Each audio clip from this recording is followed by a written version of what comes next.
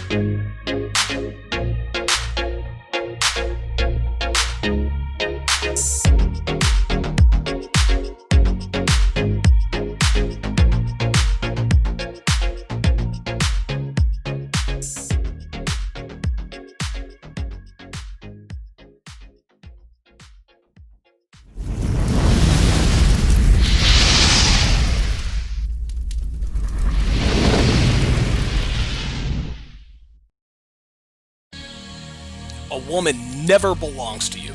It's just your turn. You lost your edge, she lost attraction for you. That's how it works. What'd you think she was gonna do? Tell you she cheated? Men cannot afford to get complacent in relationships. Get your fat ass off the couch, start lifting weights, and learn game. You're welcome. And now your man, Donovan Sharpe. What's up, guys? It's your man, Donovan Sharpe, and welcome to the 657th edition of TSR Live, your daily dose of red pill truth, wisdom, and awareness. It is Friday, August 7th of 2020. It is good to have you guys in this afternoon. TSR Live is brought by my free ebook, 16 Ways to Immediately Disqualify Her for a Long-Term Relationship. The ebook is absolutely free. Just go to donovansharpe.com/newsletter and the book is yours. Again, that is 16 Ways to Immediately Disqualify Her for a Long-Term Relationship.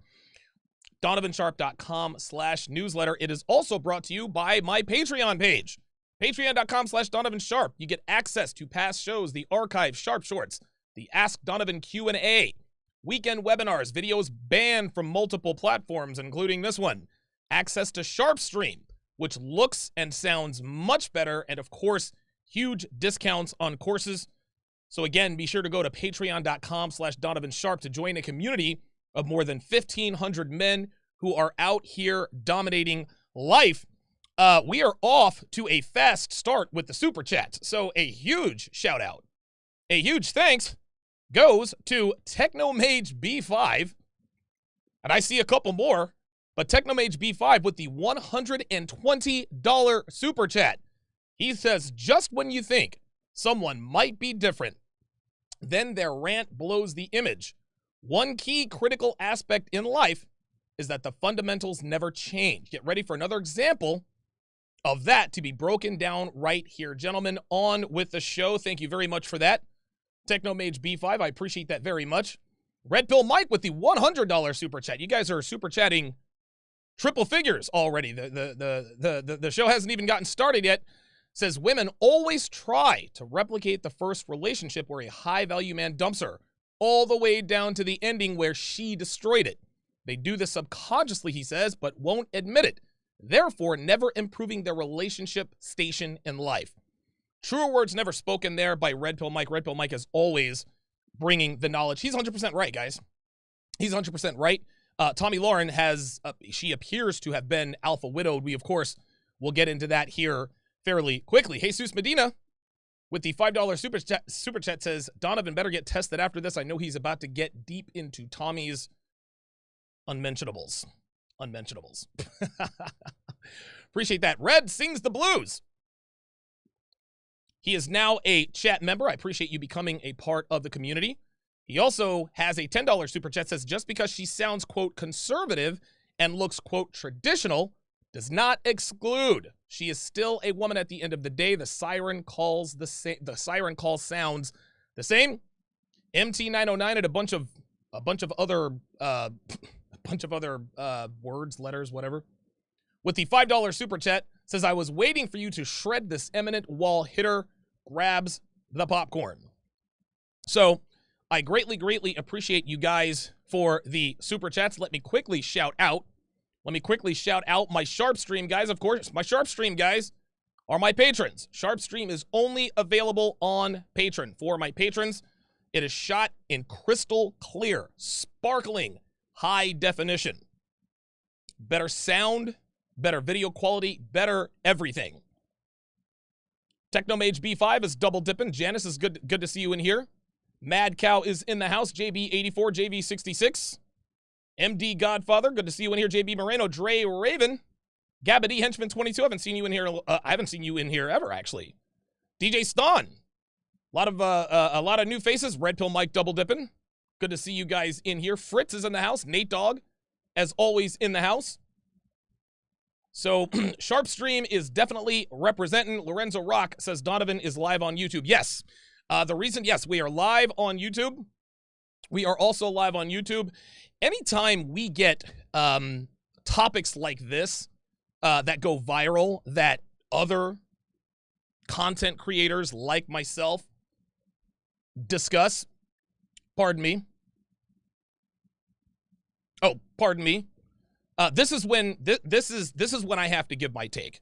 Everybody has commented on this. Coach Greg Adams, Rolo Tomasi, Joker, everybody who's anybody in this community has commented and given their take on the video. And I think to myself, well, I don't want to miss out on any of the fun. I don't want to miss out on any of the fun. So shout out to the Roadblock 85. He is the patron that submitted today's topic. And listen, guys, you guys know I work very hard. I work so hard, in fact, and Kevin Samuels always gets on me about this. I work so hard all the time that I never know what's going on around me. I never know what's going on in the community. I never know who said what about what. I never know. Like, he'll call me out of nowhere, be like, hey, Donovan, like, did you hear about what happened the other day? And I'm like, well, no. And he'll tell me such and such as I'm like, man, I had no idea. He's like, yo, you gotta, like, he's like, I know you work hard, man, but you gotta keep up with this stuff. You gotta keep up with this stuff. So again, the Roadblock 85, the patron that submitted today's topic, we're gonna get right to it here in a minute. Scott Graff with the $10 super chat says, Tomi isn't on Fox anymore. She wants the attention. She's in her kitchen without a man to cook for or talk to. I thought Tomi Lahren was still at Fox News. Who knew? I'll be damned. You know how it is. Big Brandon is in the house, head of TSR Security. Okay, guys, listen. Let us get to what we all came for. So, Tomi Lahren, I guess now formerly of the Fox News channel, a feisty little minx, feisty little bird. She has her conservative commentary. Obviously, if she works for Fox News, she is going to have conservative commentary. And, for the record, I mean, a lot of these, one thing that I will say about conservative women are always hotter than liberals, right? Like, dude, woman for woman, the chicks on Fox News are hotter than the chicks on CNN, MSN. I mean, dude, it's not even close. Even the ones that have come and gone. Megyn Kelly, she's a freaking smoke show. Oh Jesus, now I'm drawing a blank. And I used to watch Fox News all the time back when I had time to do that. So I used to watch it all. Fox and Friends, Fox in the Morning. Anchor for anchor, Fox News has the hottest anchors on television. Well, now this just goes to show that conservative women who I guess are traditionally traditional, embrace feminine tradition, right? They like to look good. They grow their hair long. This is just, listen, you guys have seen all those memes. Like you see a liberal talking about, I want to be a conservative. And again, I'm not Dana Perino. Yeah, put him in the chat. Dude, Dana Perino was a smoke show. I think she was the former White House press secretary, if I'm not mistaken. And again, guys, I'm not a political guy. I know enough not to sound stupid. But person for person. And listen, you go out and live your everyday lives. Those who are women who are right-leaning tend to be far more attractive than those who are left-leaning. And the reason is obvious. The girl power movement endorses women to look as slovenly as possible. They say, listen, this is the beauty standard is unrealistic. You don't need to look good for a man. You can dress how you want, etc., etc. So it stands to reason that women who are on the left probably don't look as good as women who are on the right. I think that's why conservative women tend to get more attention. At any rate, Tomi Lahren is no different. As you can see, listen, we all know who Tomi Lahren is. Listen, she's a smoke show. She's 27 years old, and oh, by the way, she shares a birthday with your boy. So the day she turns 28 is the day I will turn 43. So she's a 28-year-old, I guess, political pundit. And apparently, a few days ago, I don't really know when this was done, she went off. She says men are trash. She had finally had it. So let's not waste any more time. I'm actually going to break, and I will be opening up the phone lines a little bit later on, guys. I want to get your thoughts on this. And when I open up the phone lines, guys, when I open up the phone lines, a lot of times I'll sort of open the floor to whatever. No, I want your questions or comments about the topic at hand. Don't call me up talking about Donovan, there's this girl. I'm going to hang up on you, okay? Today's show is about Tomi Lahren, Fox News. All men are garbage. All men are trash. So let's go ahead and break this bad boy down, and away we go.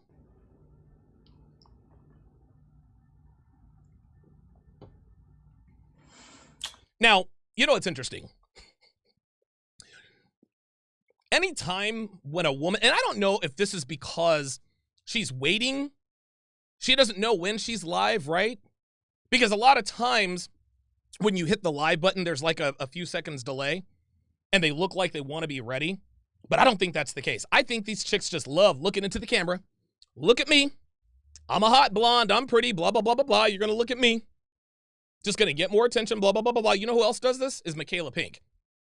As soon as the live button goes on, she's being all bougie, all that other kind of nonsense. Dude, so many of these chicks, so many of these YouTubers, Instagram, THOTSs, anytime they do a live stream, they spend like the first half an hour just staring at the screen. Right? I'm so pretty. All I have to really be is here. And of course, now I have to go turn down my AC because it is definitely starting to get hot in here.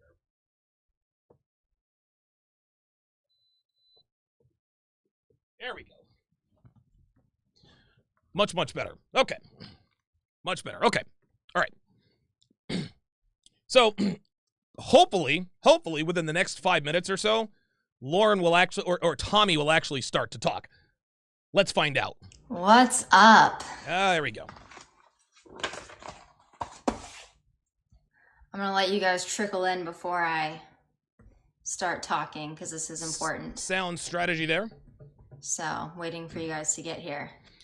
A special shout out goes to Bulldog Mindset. Love this guy, man. Love this guy. He kind of looks like John Bernthal from The Walking Dead. He looks like a more ripped, meaner version of John Bernthal. I'm not sure if you've ever been told that. But the Bulldog Mindset with a $50 super chat says, "Good topic. Now I have to record my video on it. Great production on the show. Learning some lessons." Absolutely, man. Thank you very much. And listen, John, if you need any help, listen, reach out to me, man. I have a wealth of information on production and moving cameras and all that. Hit me up anytime and we'll talk. But I do appreciate that super chat. Scott Graff with another $10 super chat says, "Tomi is from Rapid City, South Dakota, right next to Sturgis Bike Rallies.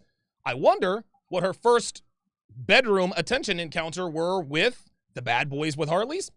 More than likely. I wouldn't doubt it." So normally I do final thoughts and I do Instagram lives and I do rants about politics. There's plenty to talk about in politics right now. Do it every day. It's a great time. But something as of recently has been on my mind. And I consider myself a teacher, a helper. Oh my God. Dude, this is, it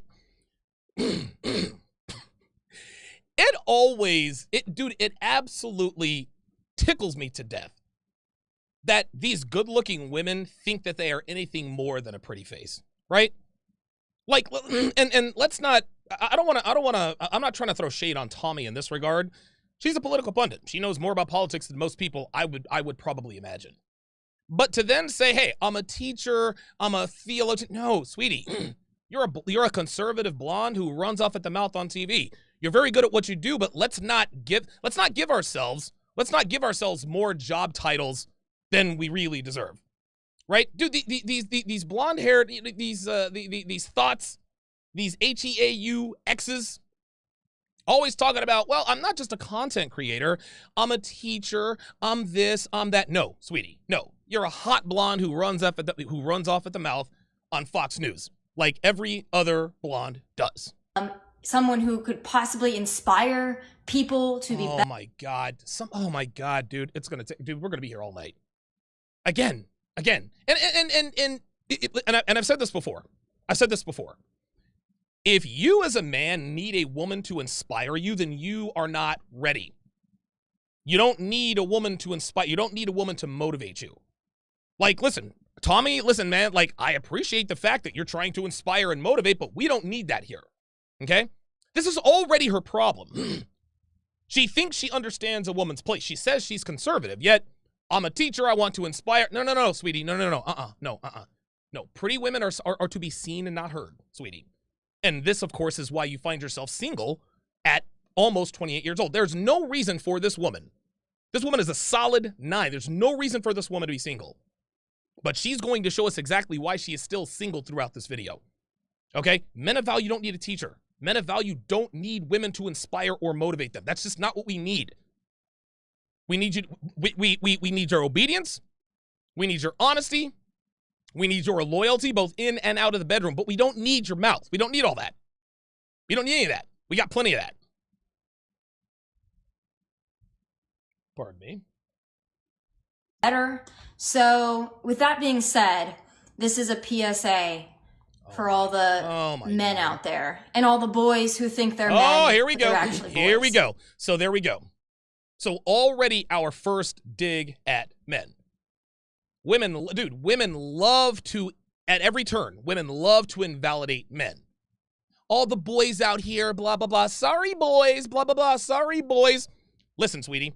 If you want the respect of a man, you're going to have to call us men. Now, I'm sure women will say, well, you got to give respect to get respect. No, we don't. I'm a man. Kind of comes with the territory. That's sort of the male privilege. Now, are there men out there who are not deserving of respect? Sure. Absolutely. But calling men boys is not going to do you any favors out there in the SMP. It's just not going to happen.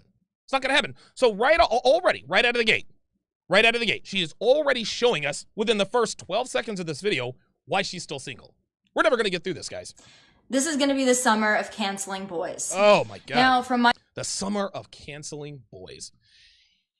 What it sounds like to me, this sounds like a woman who has just been dumped. Because you can tell that she is very angry, but she's being very passive-aggressive about it. She's not out here hooting and hollering, yelling. No. She says, nope. This summer is about the cancellation of boys. It does not get any more disrespectful than that. And when women use disrespectful language, it means that they are PO'd. Absolutely. Let me shout out some super chats here quickly.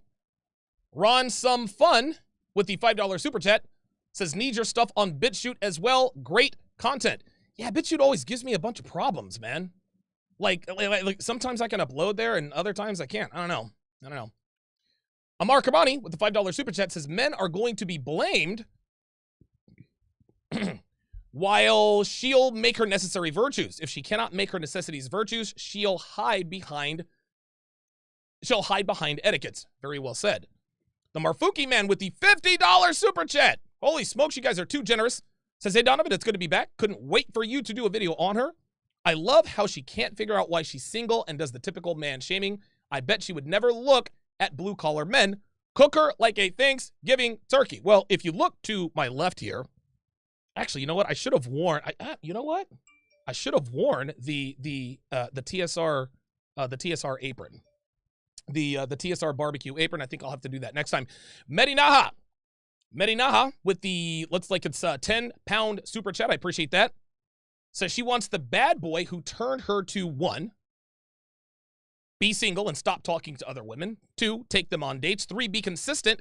She wants the alpha bad boy with beta simp traits. Yes, that seems to be the de facto anthem of today's women. Women are all women want beta behavior from alpha males, and it doesn't work that way. It doesn't work that way. They want the perfect man. It does not work that way. You do not get beta behaviors from alpha males. And if you got beta behavior from alpha males, then guess what? You're going to leave those guys leave those guys for men who do not exhibit these behaviors. It's simple math. Daniel L with the $5 super chat says, double dipping today, loving the show. Hashtag heat the spoon. Hashtag fry the eggs. Very, very, very well said. Okay, let us continue. My own personal experiences and the experiences of all of my friends, which range in age from 24 to 36. Mm-hmm. We've all got issues. Now, I will also say this. All of my friends are attractive. All of my friends are successful. All of my friends have something going on. Okay, see? Almost every single one of them have an issue. Hang on. All my friends are attractive. Okay, great. That's very good. Obviously, we know that attractive women hang out with other attractive women. Okay? Hot girls have hot friends. Hot friends have hot girlfriends. That's just how this is. But then she goes on to say, all of my friends are successful. All of my friends have something going on. Therein lies the problem, guys. Therein lies the problem. Again, this is the girl power movement lie at work. This woman foolishly believes that because she is successful in a masculine manner, that she then deserves masculine respect and masculine loyalty. No, doesn't work that way. No. Women who go to college, women who go to 4-year colleges, it quite literally undoes everything feminine about them. They sleep with anything with a Y chromosome and a smile. They learn mannish behaviors. Of course, then they're indoctrinated. Women are better than men. Women are superior. All that stuff. Then when they come out, she's still hot, obviously. Now you wonder why you can't find a man. Men, we don't care about your success, ladies. We do not. Myron Gaines says this all the time. A billionaire will date a chick who works at Burger King if she's hot enough. He's 100% right. We don't care about your success. And even if it were a wash, even if your success didn't help or hurt you, it's still going to hurt you in the dating world. We don't need successful women. We don't need you to be successful. That is the burden of men. It's on us to be the breadwinners. This is how this works. Unfortunately, women do not understand that being successful the way men define it makes them almost undateable. Dude, this chick is a smoke show. She can't find a man. And if she can't find a man, nobody can. With men. And you have to start looking at that and thinking, if an age range of that many people, including myself, living really all over the country and being blonde, brunette, short hair, long hair, tan, super white, super pale. These women range in every body type and everything. Mm-hmm. They're all successful. Mm-hmm. They're all intelligent. They're all good people. But wait a minute, they're all intelligent. They're all successful. They're all good people. I'm sure they probably are good people, and I'm sure they probably are intelligent. But again, ladies, what women have to understand is that masculine success makes you guys radioactive. Like women, dude, if Tomi Lahren, if this does not serve as the cautionary tale, in terms of the more successful you are, the less you shrink your pool of potential suitors, that's just how this, nothing will. Nothing will. This is how I do not understand. Woman after woman after woman coming out, why can't I find a man? I'm successful, blah, blah, blah, blah, blah. Women still don't understand that this is not the path. Well, maybe she wasn't attractive enough. Okay, fair enough. But Tomi Lahren is clearly attractive enough to have any man she wants. But she's still single. If all of these women, including myself, are having issues, then I have to think, it might not be us. It might be you. It might be men. Okay, so already. So because me and my girlfriends, ages range 24 through 36, all across the country, if we're all having man problems, the problem must be men, right? The problem must be a man. Listen, ladies, check this out. Check this out. Ladies, you need to understand this, okay? You sit around and you talk about, well, Brad cheated on me. Nate dumped me. Alex lied to me. Right? David was married. This guy, that guy. You listen to any woman. Most of her relationships, most female relationships, most breakups are pretty messy. It's always some sort of drama. There's always lying and cheating involved. On one end, probably certainly both ends. Right?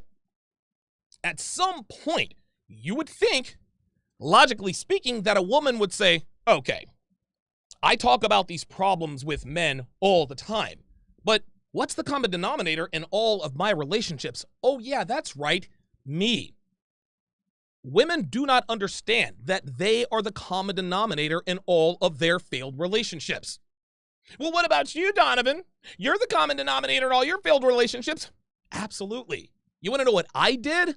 I went and I became a man. I improved myself. I got myself into good shape. I'm much more successful financially. I improved myself in ways that I had direct control over in order to increase my prospects. You want to know what happened? It worked. Dude, I had more women than I've ever had in my life when I was in Vegas. Women don't do this. Women do the same thing over and over and over. They lie, they cheat, they blame shift, do all this other kind of stuff. Then when they're 34, 38 years old, maybe it's not a man. Maybe it's not my problem. Maybe it's a man. No, women never, ever, ever look themselves in the mirror and say, you know what, Christine or Tommy? Maybe you're the problem. Maybe you're the problem. If women are always talking about how men are trash, they're the problem. Listen, listen, please don't mistake me. I'm not going to sit here and say that, and say that men are angels, right? I'm certainly not going to say that. But let's call a spade a spade. Let's keep it real. Women are far worse behaved in relationships than men. You want to know why? Because the average woman has far more options than the average man. He or she who has the most options behaves the worst. And that's men and women. If a man and a woman are dating, guy and girl dating, the guy has girls throwing themselves at him all the time, guess what? He's probably going to be poorly behaved. Probably not really going to treat her that well. Probably going to act like he doesn't care. The girl has to take it because she doesn't have any options, right? You flip it on its head, which is most of the case. Girls, on average, have far more options than men. The more options women have, the worse they are behaved. That's how it is. They are the common denominator. They would never, ever admit this out loud. Let me quickly read these super chats here. W. Lee with the, hang on a second.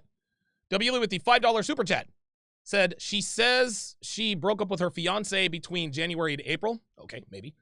Scott Graff, $8 super chat, says blue collar is invisible to her. She's invisible to men higher than her due to her age or attitude.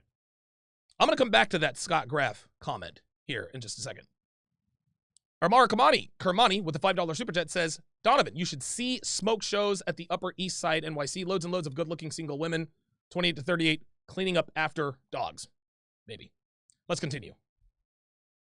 Might be men. Now, I've often talked about the pussification of America and how men are no longer men. I talk to my mom about this a lot, and she says, well, maybe it's just the guys in Texas. Maybe it's just the guys in Los Angeles. Maybe it's just the guys, I guess she was having some connectivity issues with her iPhone. I don't know. It is not just the guys in Los Angeles, Nashville, Dallas, and they're not any better in the Midwest. Quite frankly, I think they're trash all over this country. Boom. She just told on herself. Let's listen to that again. It's just the guys. Just watch. So her mother says, maybe it's just the guys in Texas. Listen to her response. It is not just the guys in Los Angeles, Nashville, Dallas, and they're not any better in the Midwest. Quite frankly, I think they're trash all over this country. Okay. Regardless of whatever you think about what she just said, Tomi Lahren just told on herself. She just rattled off a bunch of cities where she has no doubt slept with a lot of men. You let women talk long enough, they end up telling on themselves. What Tomi and other women like her seem to sort of miss is that the more men you share your body with, the less able you are to pair bond with another man. This is science. This is Mother Nature. I don't need studies or statistics. Look around. The dating market is a bleep show. Most women make terrible wives and girlfriends. Why? Because most women sleep around. That's it. So Tomi can sit here and moan and groan about how men are the problem here, there, and everywhere.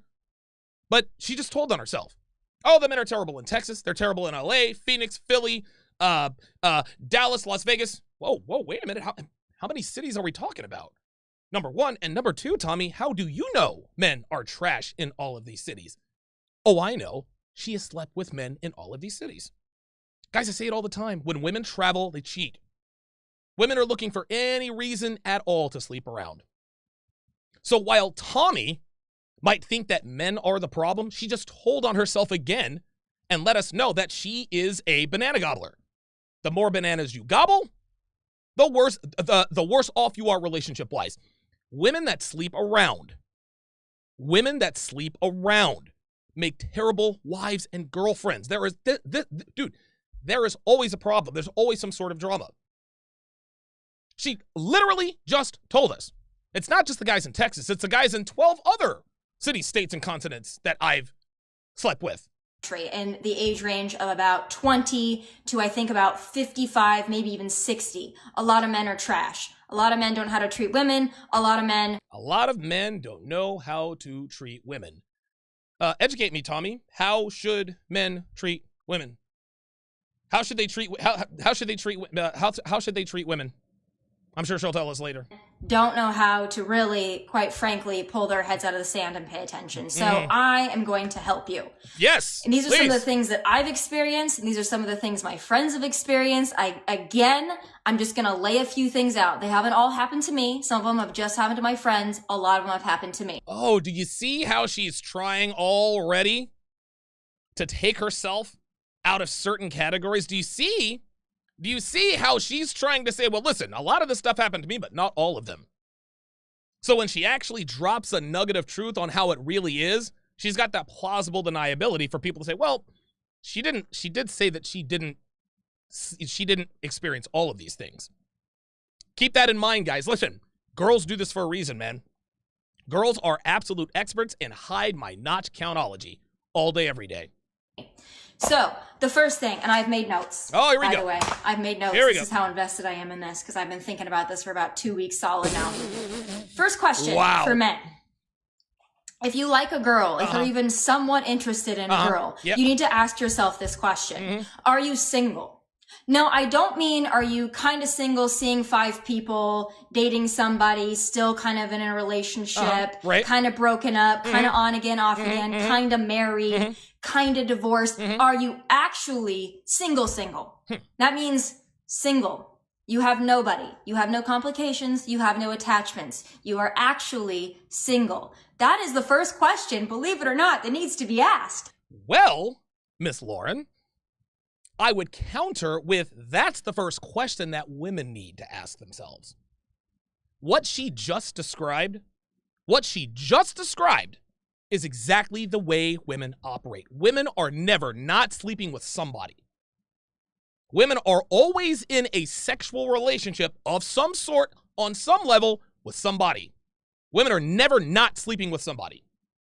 Every time you meet up with a woman, she's sleeping with other men. One guy might be her boyfriend. One guy might be her friend with benefits. One guy might be the guy who comes and blows her back out when he's in town. Women are always embroiled in some sort of drama when it comes to men. There is no such thing as a single woman, a truly single woman. So the question she tells us to ask ourselves if we actually are interested in a girl is exactly the same question that women need to be asking themselves. Because I'll tell you something, there are a lot more single guys in terms of not having any sexual contact with anybody than women. Women are never not sleeping with somebody. Anytime a woman, how can I put this? I'm going to try to stay away from certain terminology here, guys. So bear with me. Anytime a woman really likes a guy, she tells her friend, Sandy, I think I met someone. Oh, he's this, he's tall, he's dark, he's handsome, blah, blah, blah, blah, blah. They tell him all about, Brian, the new guy, blah, blah, blah, blah, blah. Guess what? 13 times out of 10, she has someone on the hook that she is already seeing. There's somebody that she's seeing, semi-seriously or otherwise, that she is hanging on to before she knows Brian will commit to her. All women operate like this. Women never end a relationship until they've started another one. So the fact that she says, well, ask yourself if you truly are single. Listen, let's rewind that. Let's rewind. In a relationship, kind of broke question. Are you single? No, I don't mean are you kind of single, seeing 5 people. Kind of single, seeing 5 people. That kind of sounds like what women do. Dating somebody. That's what women do. Still kind of in a relationship. Dating somebody, but still kind of in a relationship. I'm sorry, sweetie, what you just described is cheating. That's what that is. Don't get me wrong. There are dudes out here that do this kind of stuff. But the numbers pale in comparison when it comes to females. Dude, just about every female engages in this activity relationship-wise. Every one of them. As men, We're getting some thunderstorms out here in Philly, guys. We're getting some thunderstorms out here in Philly, so if this thing gets cut short, yep, severe thunderstorm. If this thing gets cut short, that's exactly why. So just bear with me here. Yes, there are men that do the stuff that she's talking about. But the average woman does this far more than the average man. The reason why Tomi here thinks that all men do this kind of stuff is because the only men that she's interested in are the top 5 to 10%. See, this chick only deals with alpha male. She only deals with the super high earners. Guys who make 6 and 7 figures. Guys who are tall, dark, and handsome. Men who's every woman's type. That's their little bubble that they're in. Dude, hot girls like this only deal with they don't even see 7s and 8s. If you're a 7 or an 8 in a girl's eyes, you're invisible. She doesn't even see you. Girls only see 9s and 10s. So we can see how narrow-minded she is. We tell you guys all the time, super hot girl, you are invisible to super hot girls like this. So much so that this woman actually believes that the average man engages in the same kind of nonsense as the average woman. No, the top 5% of guys engage in all sorts of nonsense. A hell of a lot more than the top 5% of women. But the bottom 95% of women, they engage in that top 5% nonsense.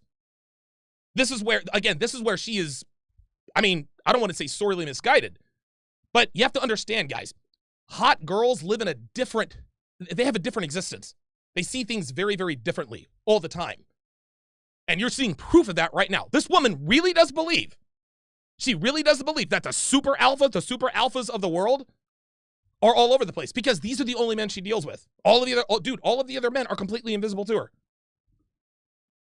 All right, let me shout out some super chats here. Coming in hot and heavy. Holy moly. Techno Mage, B5 with another $5 super chat. Says to know the true character of a man or a woman, give them power. Yugoslav proverb implies watch what they do with power. Very well said. Genyu with the $50 super chat says thanks for the lessons and the entertainment, D-Man. My pleasure. Yaruda with the $5 super chat says, damn, she was beating cheeks all over the states. Right. How do you know all of these men in all these cities and states are terrible? Yeah, she has slept with men in all of these cities and states. She told it herself. Girls are hoes, that's how it is. Red Sings the Blue, $10. Says, by and large, she is not accountable for her actions, and she doesn't want to pay the price. Welcome to the wonderful world of men, Tomi. We got jackets. Very well said. King Life with the $5 super chat says she was the side chick. Eddie LM says Tomi is like Ludacris, but instead of ho, she's got sausages in different area codes. Very well said. Very well said. I like that. Tunes with the $20 super chat says women friend zone and reject the wrong men, but they know this. They want the bad boy to commit and stop chasing peace leave, but he won't. So they say men ain't bleep. When we know the woman's selection ain't bleep. Very well said. VMAD says just with the $10 super chat says just leaving a donation. DS, love the content. I appreciate your donation, brother. Appreciate that. Scott Graff with a $10 super chat says at 22 she was on Fox meeting senators and Wall Street players. She's only ever been kicked out by high value guys. She can't fathom how Joe Schmo is treated by women. No, she can't. And this woman has only dealt with apex alpha male. She has only dealt with select men.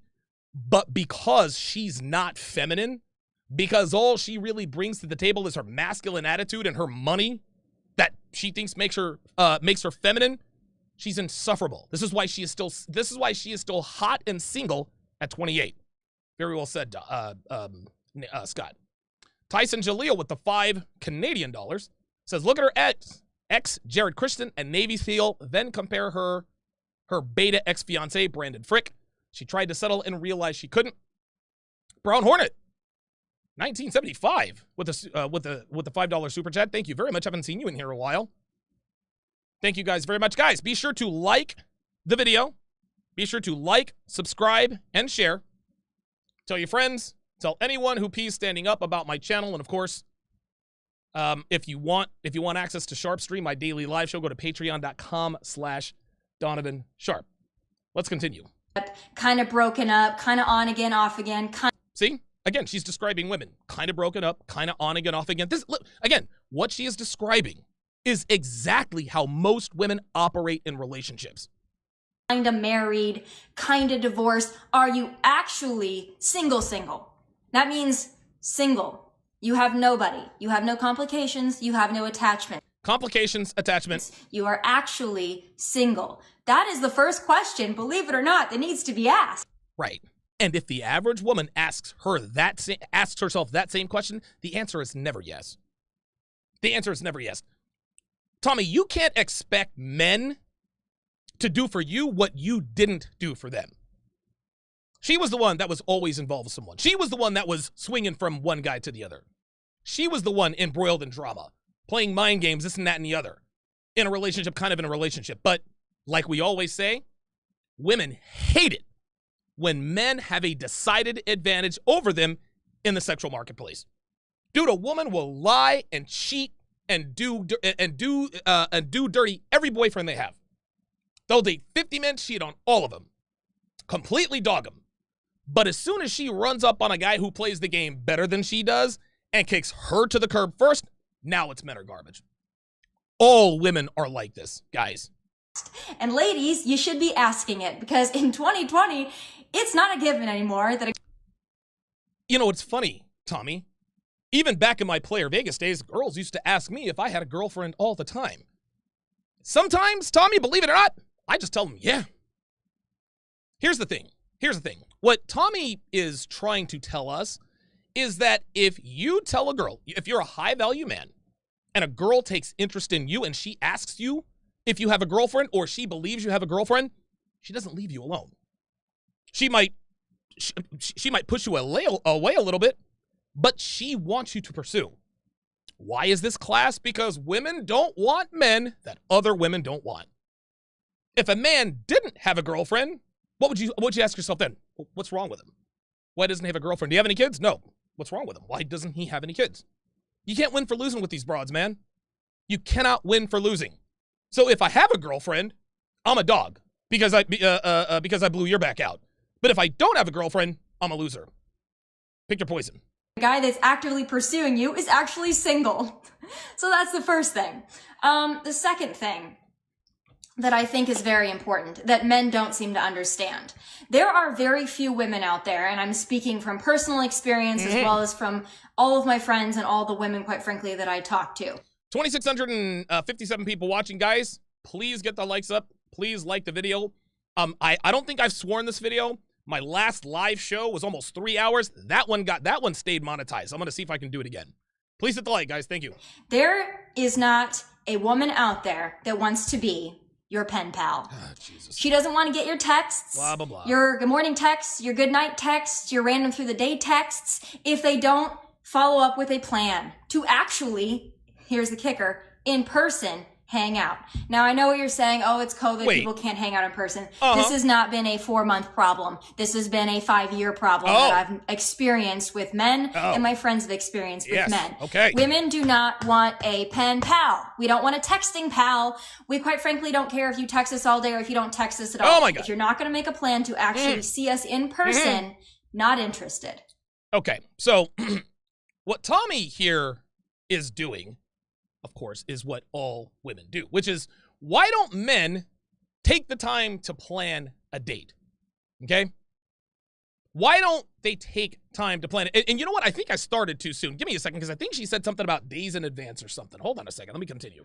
And if you do have a woman out there that just wants to be your pen pal, it's probably because she has a boyfriend or a husband or a wife or whatever. We don't want a pen pal. But that also leads me to my second point. Okay. Let me hit this first point. So we got a lot of women out here saying, we want you to plan a date.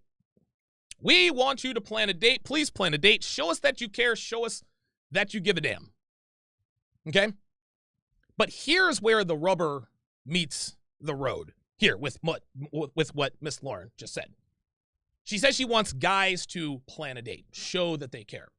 Okay? Guys, this is friend zone bait. That's friend zone bait. If you listen, if you do what these women tell you to do and plan a date and actually follow through with it, they're going to put you in the friend zone. Here's why.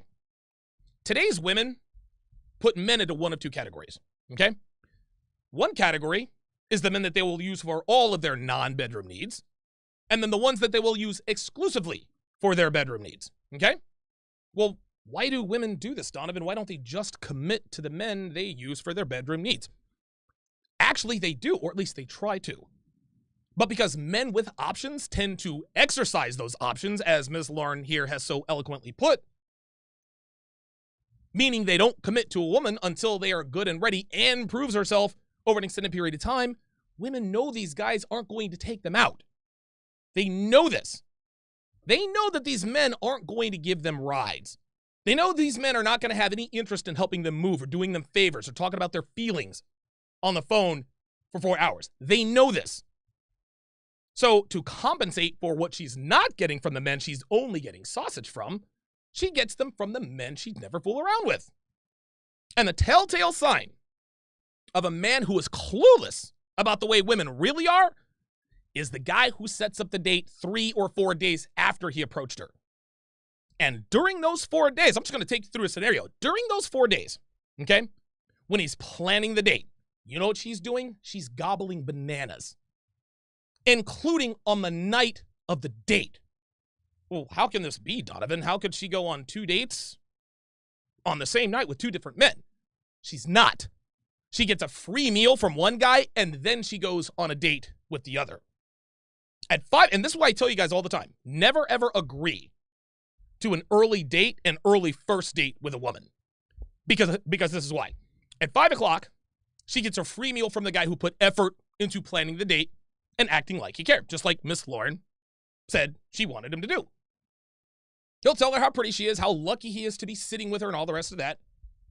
He'll tell her it's refreshing to meet a low-maintenance girl, right, who doesn't wear makeup. He'll listen to her drone on and on about her abusive, controlling ex she kept going back to, even though he was also still sleeping with her best friend. He'll tell her, you deserve better. He'll say things like, your ex is a bad guy. He does not deserve a queen like you.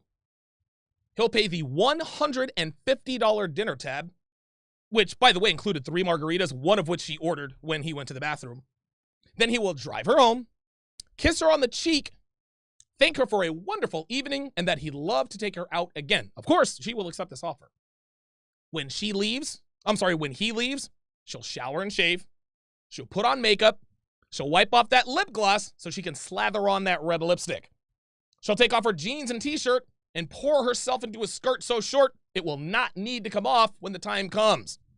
We all know what we're talking about here, which, by the way, she's hoping for. She'll put on a tube top that can be easily pulled up or down. She'll take out her low-maintenance ponytail and curl her hair just like he likes it. And then she'll put in the hoop earrings. And finally, she'll take off the flip-flops she wore to get her free meal and put on the 7-inch heel she can barely walk in. Then she picks up her phone and texts her ex to ask him whether or not he wants her to wear panties when she comes over in a half an hour to get plowed into the next dimension. So, Tomi, the reason why you're having trouble with guys planning dates, the reason why guys are just texting you in the middle of the night for a booty call, is because these guys probably figured out very early on that planning a date and acting like you care gets you nothing but the middle finger. It gets you nothing but cheated on. It gets you nothing but flaked on. You plan a date for a girl, she'll flake on you. You text her an hour and a half before, hey, want to hang out? Sure. This is how this works. It should not be this way, gentlemen. It should not be this way, but guess what? This is how it is. This is the world we live in. This is the reality. This is absolutely the reality. Let's continue. This is going to be backwards for you guys. Oh. Make plans. Make a plan. Do not assume oh, she's pissed. Look at her. that you can text somebody randomly in the middle of the day, what are you doing? Or text them at midnight or 1 a.m. She's telling on herself. Like, these are oddly specific. Don't think you can do... Yes, actually, men do this because they can. And the reason why we know they can is because that's what you did. All she's doing here, guys, is venting about the many men who just used her and abused her. They hit the nail and bail. Hey, what are you doing? And because he was hot, she could somehow get with him, they succumb every single time. Listen, these are the musings of a woman who's tired of getting ran through and pumped and dumped by high-value guys. That's all it is. That's all it is.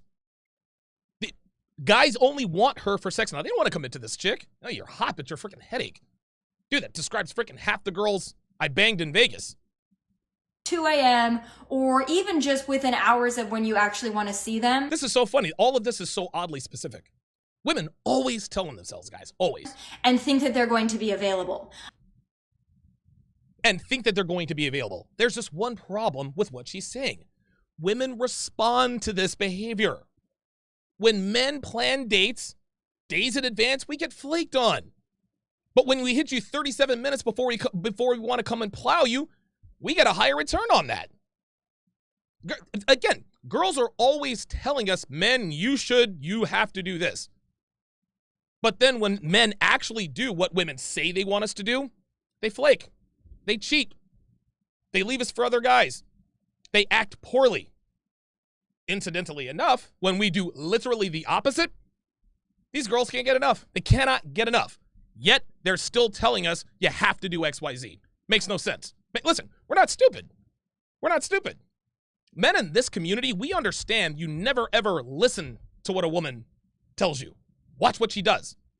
If a woman tells you, hey, look, if you want loyalty, plan a date. And if you plan the date, she flakes on you, that's kind of a dead giveaway that that's probably not what you should be doing. Super chat still coming in hot and heavy. It's really storming around outside, guys. So this thing might get zapped at any moment. Lord Sinister 707 is the newest member of the channel. I appreciate the support. Thank you very much for that. King Life with the $10 super chat says if all she has in her sight is high value men, hold on a second. Is high value men who know they are the prize, they will always come out like Tomi. Exactly. Dude, these guys know they have options. These guys know they have options. This is why they're not committing to her. Miguel Medina, I appreciate your support. You just became a member of the chat. Thank you very much for that. The Exterior Minister says Tomi's pen pal tirade perfectly describes how women like her treat the men they've locked in the friend zone. Comment of the day.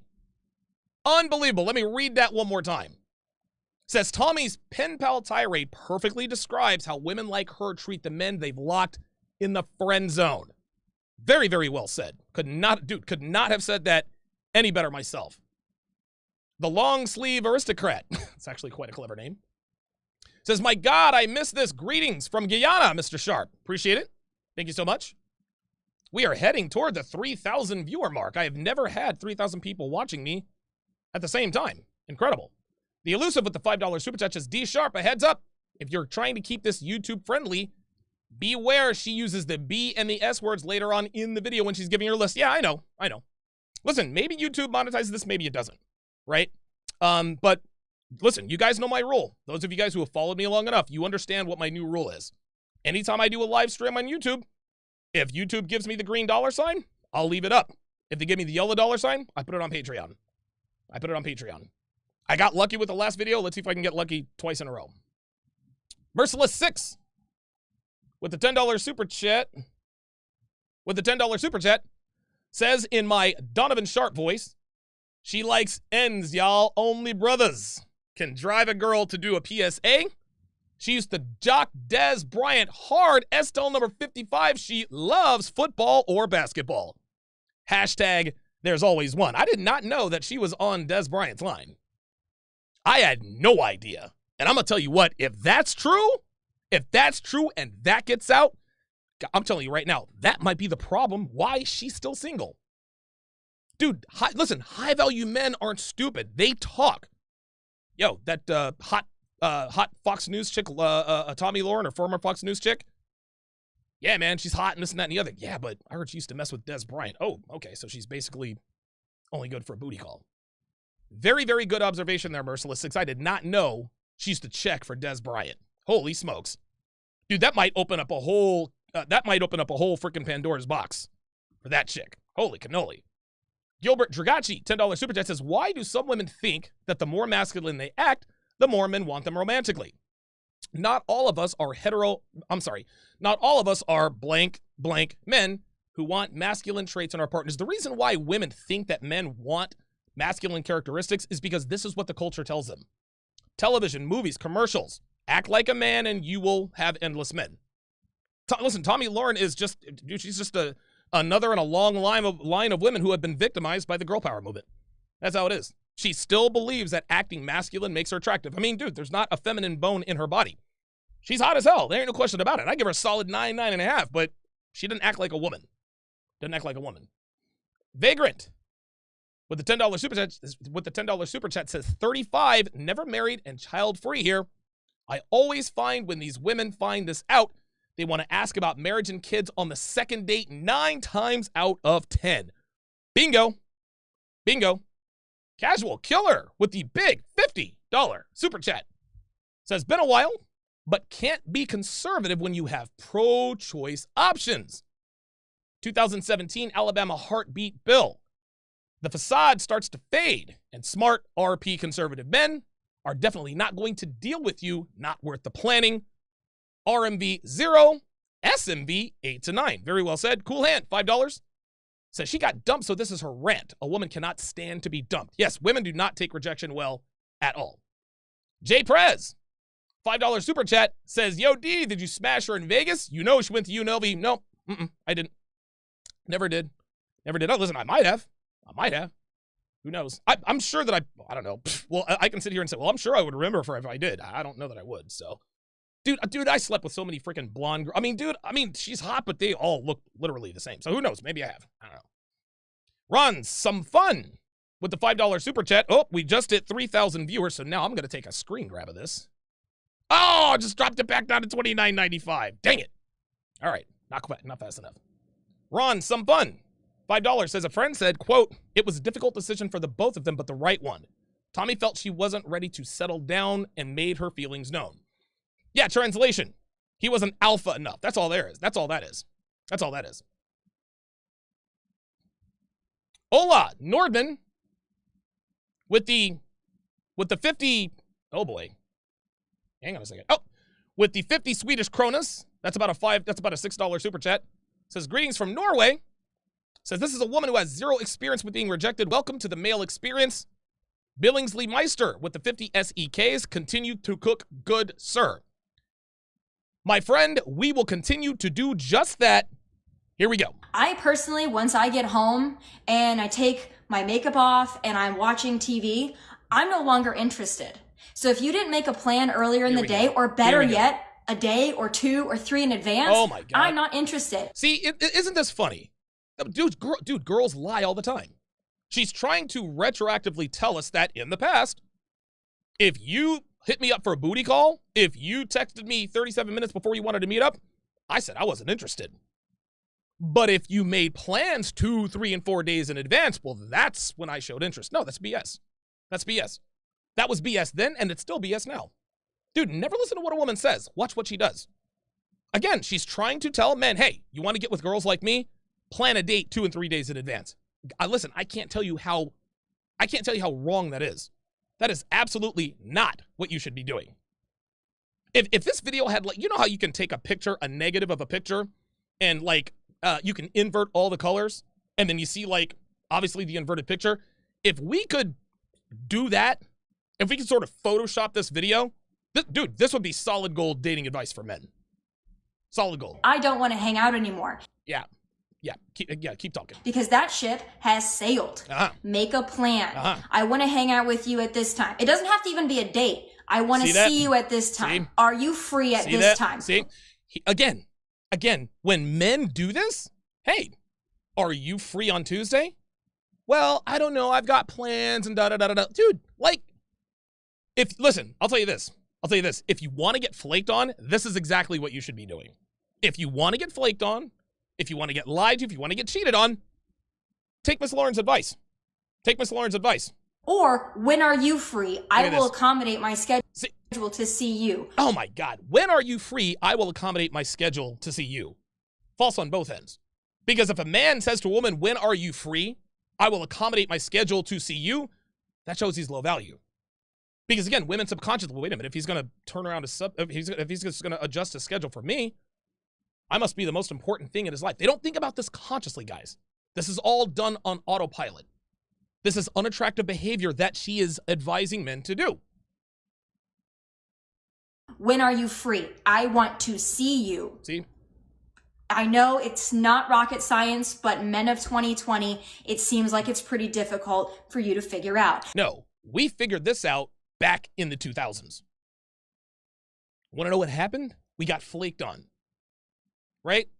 And when we did meet up with you, oh, I have to go and console my friend who's going through a bad breakup. Then you'll get pounded out by the guy who texted you 30 minutes before he wanted to see you. Like I said, guys, if you want to get flaked on, if you want to be unsuccessful in dating, follow her advice. And I'm not a feminist, so please don't take this as a feminist. Oh, here we go. I'm not a feminist. Please don't take this. Listen, is she a feminist? No.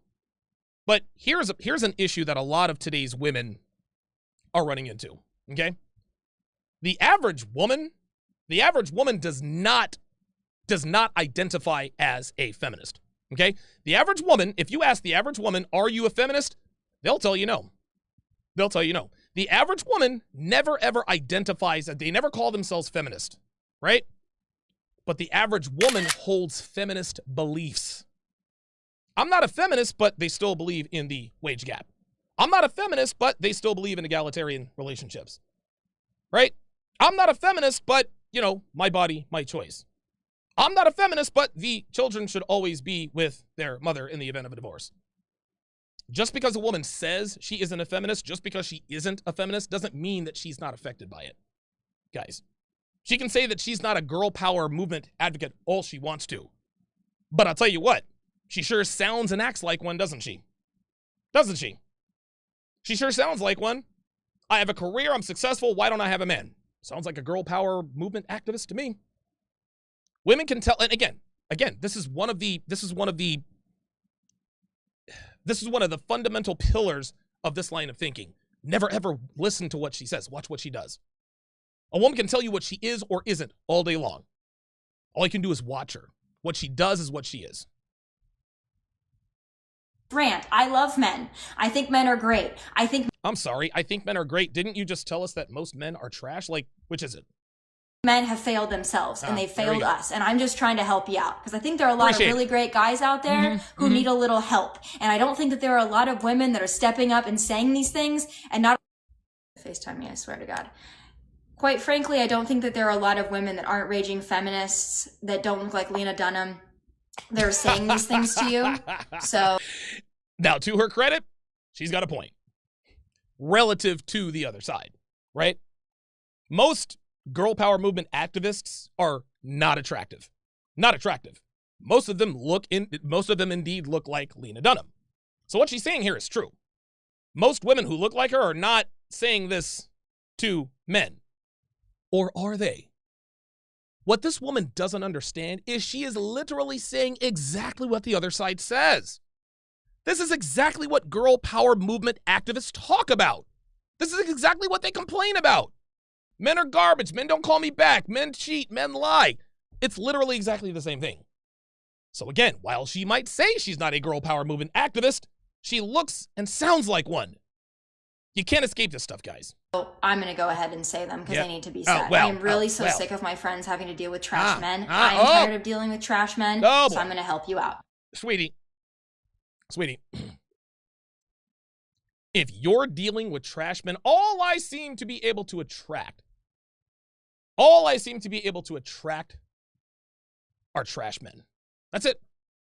All I seem to be able to attract are trash men. Unbelievable. I'm going to open up the phone lines here in just a few minutes, guys. I'm going to open up the phone lines here in about 10 minutes. Plans. So let's go through these lists again because I know y'all love lists. Oh, yeah. Number 1, are you single? Number 2, make a plan. Nobody wants a pen pal. We want to actually see you. Yeah. If not, don't text us because it's a waste of our time and we don't want to see it on our phones. Got it? All right. Next thing. Value. Okay? Value. Take Here she goes with the double entendre. that in. Just repeat it to yourself until it makes sense. Okay. Do you see how she condescends to us? Do you see this?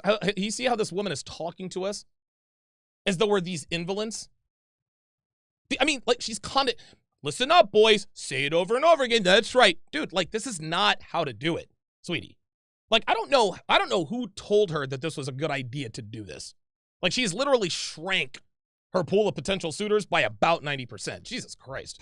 If you want to date a girl that has nothing going on, then that's fine. But please do not mix in people like me and my friends who have something going on with your other girls that have nothing going on. And by nothing going on, I mean this. There is no job that is unimportant. There is no job that's not valuable or that's not worthy. It is. But if you want to mix in people like me and people like my friends who are go-getters, who work really hard, who make their own money, who are talented, skilled, ambitious, please don't mix us in with the Tatianas. We don't want to be there. If that's what you want, find them. Please, for the love of God, do not mix us in with them because we don't want to be there. See, here's the thing, sweet cheeks. Just because your net worth is $3 million doesn't mean you're not a hoe, baby girl. Like, if she really believes that the difference between a girl who's a banana gobbler and a girl who's not is the money they make, she's sadly mistaken.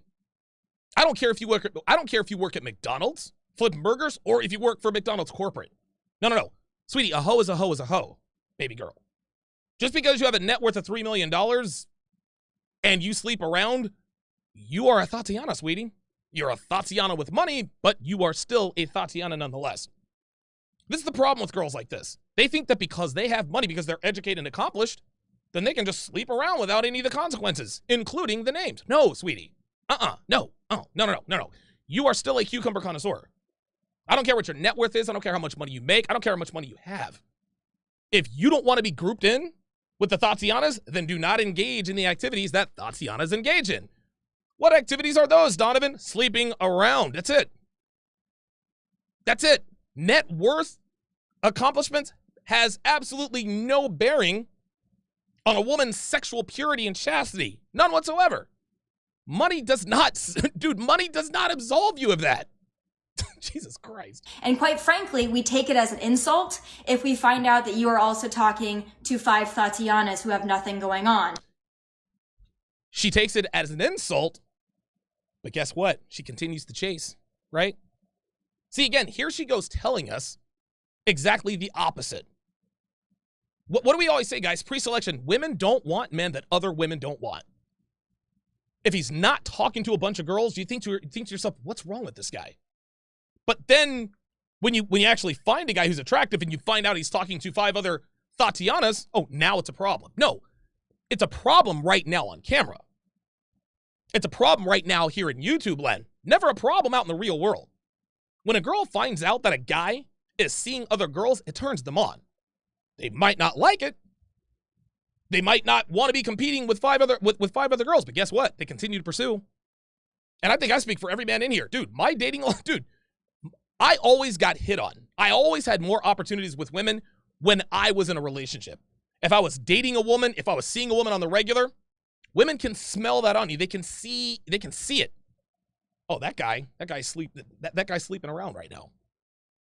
So again, don't let this woman tell you that it is unattractive for you to be seeing other women and for her to find out about it. No. Let her know. Don't do it directly. You got to do it indirectly. That's for another day and time. But for this woman to sit here and tell us that if she finds out, her and her friends and women like her find out that you're sleeping with other women, that it's going to turn them off, she's sadly mistaken. Again, guys, this is why you don't take relationship advice from women. They will always lead you down the wrong path. Again, she's literally telling you exactly what not to do. Women do not want you if other women don't want you. That's how this works. People like me and my friends are going to be insulted by that. Insulted? Yes. Turned off? No. And there's almost really no coming back from it. Oh, she hedged there. Almost really no coming back from that. She left that little sliver of hope.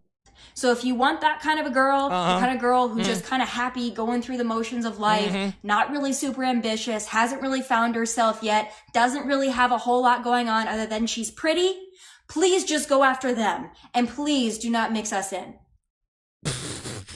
Oh, wow. See, again, this is her literally telling us that my accomplishments and my money makes me a high-value female. It doesn't work that way. Listen, she still hasn't learned this lesson. She still thinks that because she has money, that she deserves men with money. Men, high-value men don't care about how much money you make. We don't care about your accomplishments. Listen, listen. Hey, man, you're worth more than I am. I'm not mad at you, but that's not what makes you attractive. No, what makes you attractive is your figure, your face. That's what makes you attractive. I don't say, oh, man, she's worth $3 million. I think I could. No. I don't need your $3 million. I don't have $3 million, but I don't need a woman with money.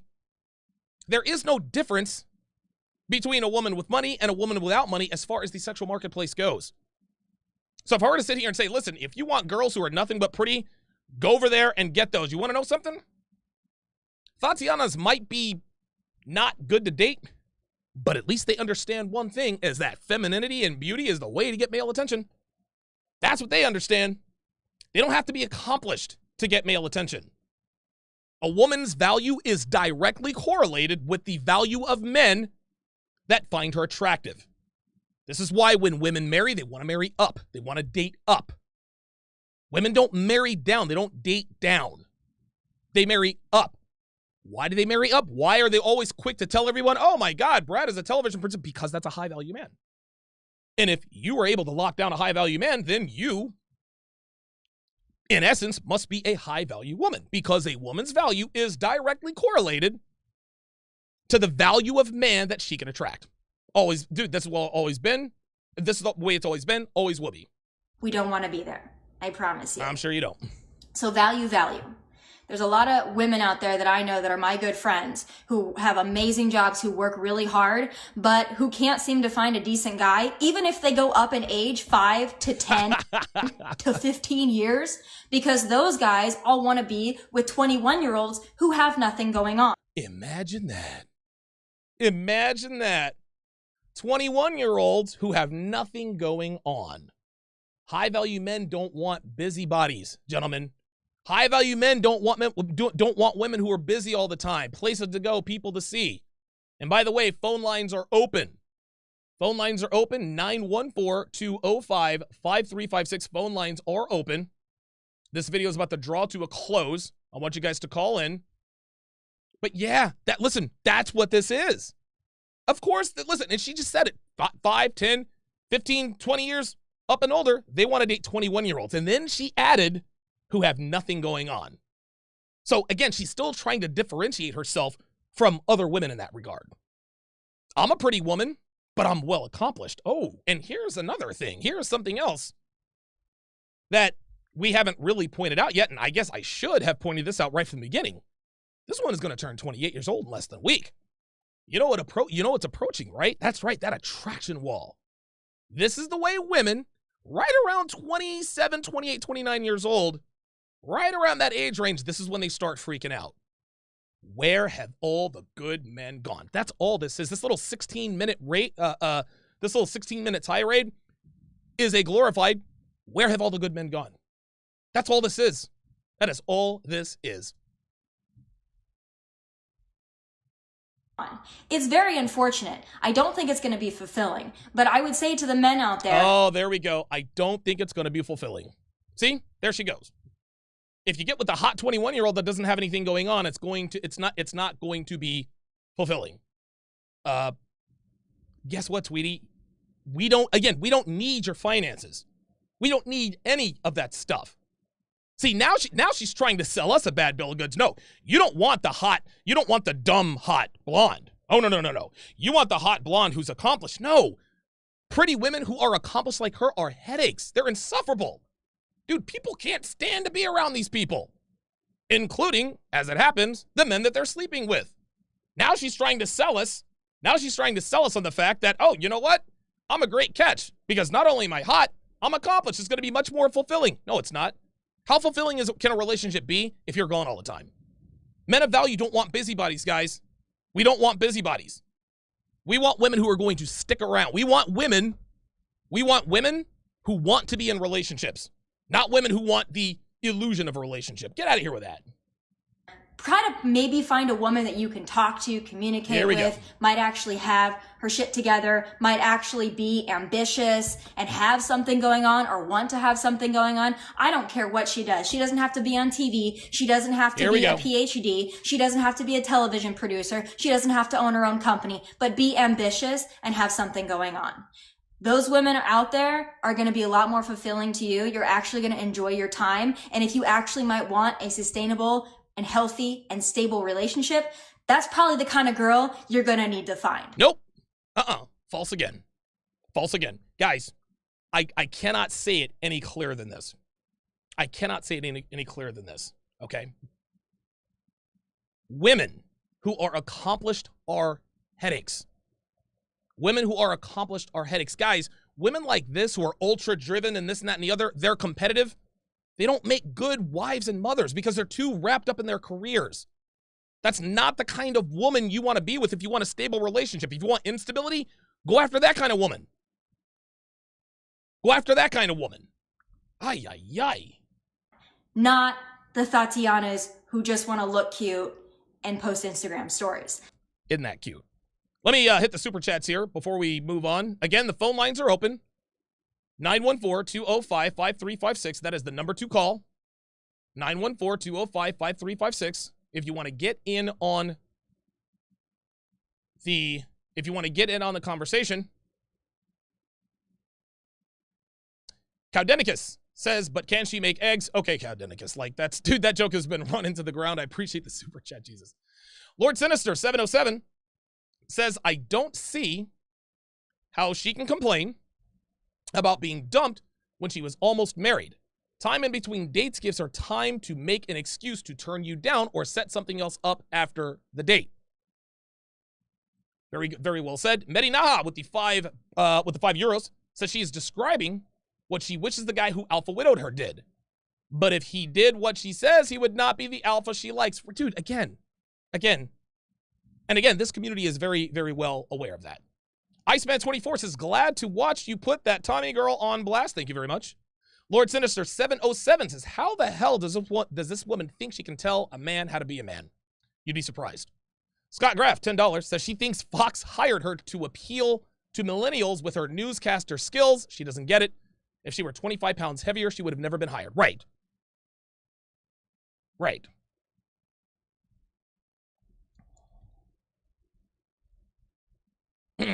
Yeah, pretty girls try to talk themselves into, well, they didn't just hire me because of the way I look. They hired me because, no, sweetie. If you didn't look like you did, you would not have had the job that you did. King Life, $5, says the guy who did this to her was definitely a rational male reader. Very good. Michael Goodlet, $5 super chat says, over 3,000 watching. Congrats, brother. Time to cook this chicken to a Popeye's chicken sandwich, man. Appreciate that. Eddie with the $10 super chat says the high-value men she goes after are now curbing her for 24-year-olds she refers to as Tatiana's typical wall-approaching female tactic. Bingo. Black and Travel, $5 says she's pissed because the executives and Chads ran through her and her friends and is mad the guys that she flaked on don't want her danger zone AHS. Absolutely. Fillmore, $5 super chat says she's projecting what she wants onto us. Again, this is all behavior that we can all see in this community. I'm going to get to the phone lines here in just a second. Brian in Texas, I see you first on the line. I'm not bringing you on first because you jumped in line. I saw you jump in line. You were probably the third or fourth caller in the queue. But you jumped in line. So I'm not coming to you first. So if you want to hang up and be mad, that's fine. That's fine with me, but I am not coming to you first. Red Pill Mike is the first guy on the line, followed by Kevin in Utah, followed by Patrick in Texas. Gonna have to wait behind those guys. Okay, let's finish this out. Here we go. Now, I love a good Instagram story. Y'all know I do. I love a good boomerang. I'm sure you do. I love a good whatever. But if that's all you do, men, if that's all she does, probably Houston, we have a problem. Just gonna let you in on a. This is so funny. She sounds like an old woman talking about the young hot girls the men that used to like her now want. Right? The guys who used to plow her into oblivion are starting to ignore her for the younger versions of herself. Oh, if all you want is just a hot girl who just posts Instagram stories, go right ahead. You want to know what? Those men are going right ahead. Listen, man, you can shame men for what they want all you want to. Men are not going to date you because men are not going to date women like this because they shame them for dating young hot girls. You can call her a Thotiana all you want to. She knows what men want. Little tip. Oh, tip. The next thing on my list is this: consistency. Oh, here we go. It really does not help me or my friends or any woman in general if you are really cool and you're really interested when you first start talking to them, and then give it 3, 4, 5 days, and all of a sudden you're not consistent anymore. Oh boy. You don't make plans. You don't really care. You kind of fade in and out. You're talking to 5 other Thotianas. Here we go. Consistency is important. Now, if you want to be inconsistent and you want to ghost and you want to fall off the radar, that's fine. But It's funny how she's talking about this as though this is not what she wants. Hilarious. I'm going to give you a pro tip. Oh, a pro People tip. like me and people like my friends, we aren't going to really give a shit after that. Oh, but that's the problem, sweetie. You do give a bleep, and that's why you're mad. This is why she's mad, guys. She does care. This is why she's mad. She is extremely upset that high-value men just pump and dump her. But now here she is. Listen, if you want to be with people like me and my friends, if you want to be with girls like me and my friends, we're going to stop giving a bleep. No, They never stop caring, guys. They might say they do, but they never do. When a woman really stops caring, she doesn't tell you she stops caring. When a woman is finally over you, she doesn't say, hey, by the way, Donovan, I'm finally over you. No, she just disappears because she doesn't care. The fact that she is saying right now that me and my friends don't care anymore tells us that she cares very much. Women like this will never understand that we understand this. We don't really care. Yeah, of course. And listen, what are one of the many ironclad rules of Sharpe? What are the laws of Sharpe? The more a woman tries to convince you of something, the more likely the opposite is absolutely true.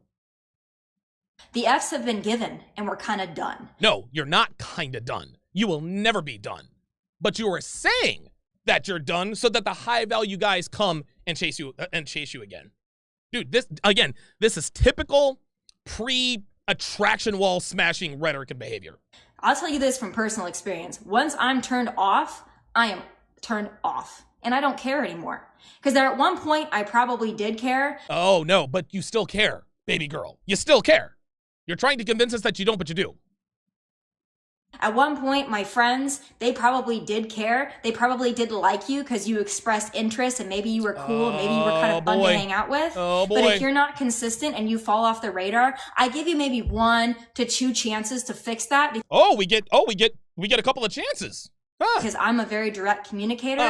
And maybe he was hot, right? Women, this is important. I will communicate to you. If your communication isn't great, I will let you know that. I will let you know that more effort is needed. But if you don't, I will let you know that more effort is needed.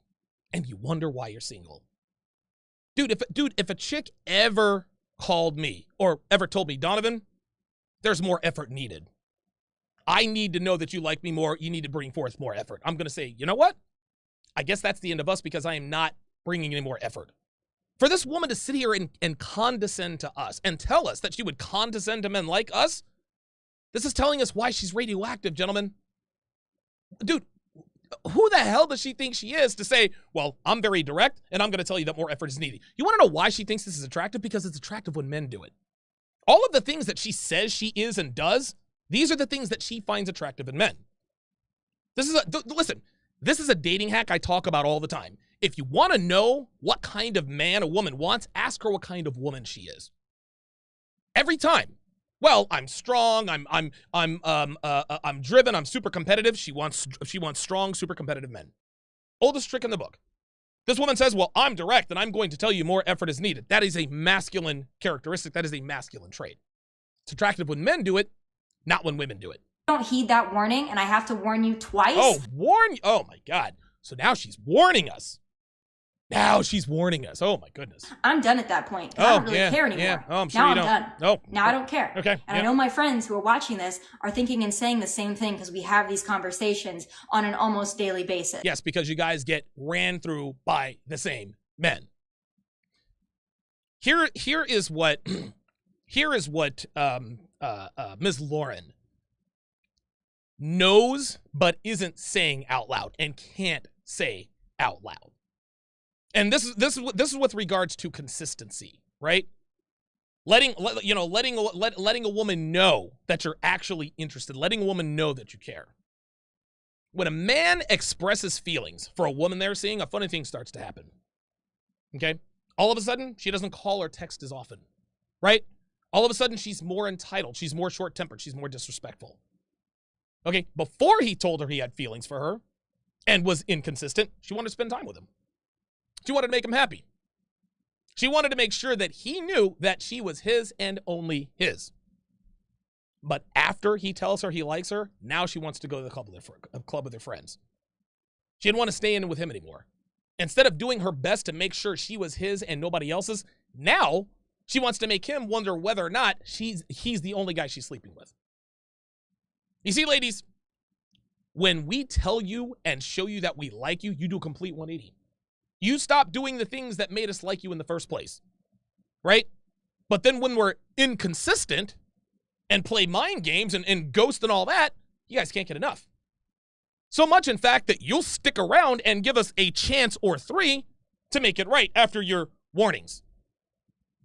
So why on God's green earth would a man who has gotten the proverbial finger from every woman he has ever told he has feelings for continue to make that mistake? Why would men ignore what women have been telling us with their actions for the last half century? You want to know you want to know what women have told us the last 60, 65 years in terms of letting them know how we feel? Please don't tell me you have feelings for me. If you do, I will stop returning your calls or texts. I will withdraw my affections. I will give you less bedroom fun. I will become neurotic, disrespectful, and I will make your life miserable. I do this because when you tell me you like me, you become a conquered mountain. Those guys are boring. So if you want me to continue giving you my best, never, ever tell me how you truly feel. Because if you do, I promise I will make you regret it until you finally grab your Y chromosome and dump me, which is really what I wanted in the first place. That's what I wanted. This is what women tell us with their actions. Once you turn us off, we don't care anymore. So again, once you turn us off, we don't care anymore. No, sweetie, again, she keeps saying they don't care. She keeps saying they don't care. Unbelievable. Video's almost done, guys. I'm gonna get some phone lines here in just a second. So let that be a warning to you. You're probably not gonna circle back. They always come back. They always come back. No, this is what you wish, sweetie, because if they always did come back, you'd be in a relationship. See, again, more lies. Well, listen, you ghosted on me, blah, blah, blah, blah, blah, but now that he's back for a booty call, no, girls always, dude, anytime you just ghost on a girl and then text her 3 months later, they always come back. They always come back. They can't get enough of this behavior, guys. Women love this torture. But when you're ready to come back, I probably don't care anymore. No, so if you probably don't care anymore. No, that's a no, sweetie. want to switch up, stay there. Yeah, here we go. Pro tip. Yeah. Pro tip. My last thing on my list is also very important. Don't be, excuse my language, don't be a bitch. Don't be a bitch. Don't be a bitch. If you have then failed and you lost a woman of value, like myself or my friend. Oh, a woman of value. A woman of value. This woman has probably slept with men into the triple digits. But she considers herself a woman of value. Simply because she has money. Guys, this is the problem with women, man. This is the problem. Women believe that the things that make men valuable must also make them valuable. Women like this go horribly wrong. This is incredibly sad. And then we don't really care anymore. Of course. Don't be a bitch. She's told us 17 times that they don't care anymore. Like, come on. Bitch. Don't be butthurt. Mm-hmm. You did it to yourself. Mm-hmm. Yeah. Okay? And it's no longer my problem. Now it's become a personal problem of yours. Okay, so if it's no longer your problem, then why are you talking about it? I don't care, we don't care, da-da-da-da. Don't come crawling back, it's not my problem. Clearly, it is. This, honestly, man, to sum this up, and I'm gonna get to the phone lines because this is just hurting my ears. This woman sounds as though she were just dumped. It sounds like she was just alpha widowed. I didn't know anything. Listen, all I know is what you guys are putting in the chat. I guess she used to be engaged to some guy. I guess they broke up a couple months ago. Right? Who knows? Maybe she had... Listen, these are the musings of a woman who has been rode hard and put away wet, and she's feeling some type of way about it. A man got over on her, and she doesn't like it. This is the reaction that you get from women when the script gets flipped on them. Like I said earlier, dude, a woman can cheat on, lie to, deceive every boyfriend or husband they've ever been in a relationship with. But the minute one man flips the script and does it to her, men are garbage. Unbelievable. All right, let me get to my super chats, and then we will get to the phone lines here. 3,220 people watching. I think that is a new TSR record. Eddie, with the $10 super chat, says the high-value men she goes after are now curbing her. Oh, I already read that. My mistake. Sorry about that. Here we go. Miguel Medina with the $20 super chat says, where have all the good men gone? We are tired of worthless women. We don't want to compete. A younger and more feminine woman will always be more valuable. Enjoy your future pet cats. Very good. And what Miguel means is we don't want to compete with you. Like, listen, I don't mind competing for women, right? I don't mind. Like, dude, this is just, it's survival of the fittest. This is why we dress the way we do, this is why we talk, this is why we act the way we do. And it's not like, ooh, I got to compete against, no. Like, this is just the sexual marketplace. Question mark with a $10 super chat says, fun fact, if a guy says Tatiana, he is slut shaming. She's become a busted draft pick and is now looking for an excuse for not having a championship ring. Her hand has the same jewelry as Barkley. Wow. Oh my God. NVMe 18 says the list is literally for all the betas she would never date. No high-value men with plenty of options would ever follow these rules. Very good. RDF 2050 says, I would do the total opposite of what she says. Real talk. Real talk. Link with the $5 super chat says she knows damn well she doesn't want any of what she is trying to sell. And my Donovan voice, get out of here with that. Very good. Link, another $5 super chat says peas when she says butt hurt makes me cringe. Holy cannoli. Ay, ay, ay, ay, ay. 914-205-5356 is the number to call. Let us go to the phone lines. Red Pill Mike, you are on Live with Donovan. How's it going, my friend? Oh, going good, man. You know I could go on forever about this, but I'm definitely not going to because I know you got a ton of dudes that want to call in and make their comment. I have seen this countless times the world over, and what I mean by this, I have seen attractive young women. She's attractive. I'd be lying up my ass if I said she wasn't, but that only goes so far. Right. I have seen attractive young women get rejected, that I have rejected, act just like this. There you go. There is this false misconception. There's this false misconception that she's trying to push, clearly, with her stupid video that's only going to appeal to beta males and miserable women, that attractive women can just bounce back. We don't care. No, y'all are the worst at getting rejected because you think that you think you give value to everything, no matter what it is. You know, no matter what you do, you think it adds value to yourself and anything around you. You know, it's interesting. And I've seen Mike, I'll let you finish. Times. Listen, check this out. And it's funny that you say this because you make a very good point. Attractive women think that they are owed by whoever they grace with their presence simply because they are there. You'd be surprised. There are attractive women who go out on dates and feel entitled for the man to pay for the date simply because she showed up. Tomi Lahren is clearly one of these women. Oh. If she shows up, the world has to stop because she's there. We don't owe these women anything, man. Well, no, we don't. And, you know, she's the kind of woman that whenever they find out that she's not the only girl I'm seeing, she'll act just like this. Oh, but yeah. then all I have to say to her, all I have to say to her is, you know what? I get it. If you feel that this is too much for you to compete with, no sweat. And if you feel it's too much for you to compete with, they're not going to go anywhere. Oh my God, yes. That hits them right in their soul. And they're like, what do you mean? You know, they may not say it, but they're instantly going to go, no, I can compete. And then they're going to show you what they can do to compete, which in a lot of ways is absolutely nothing.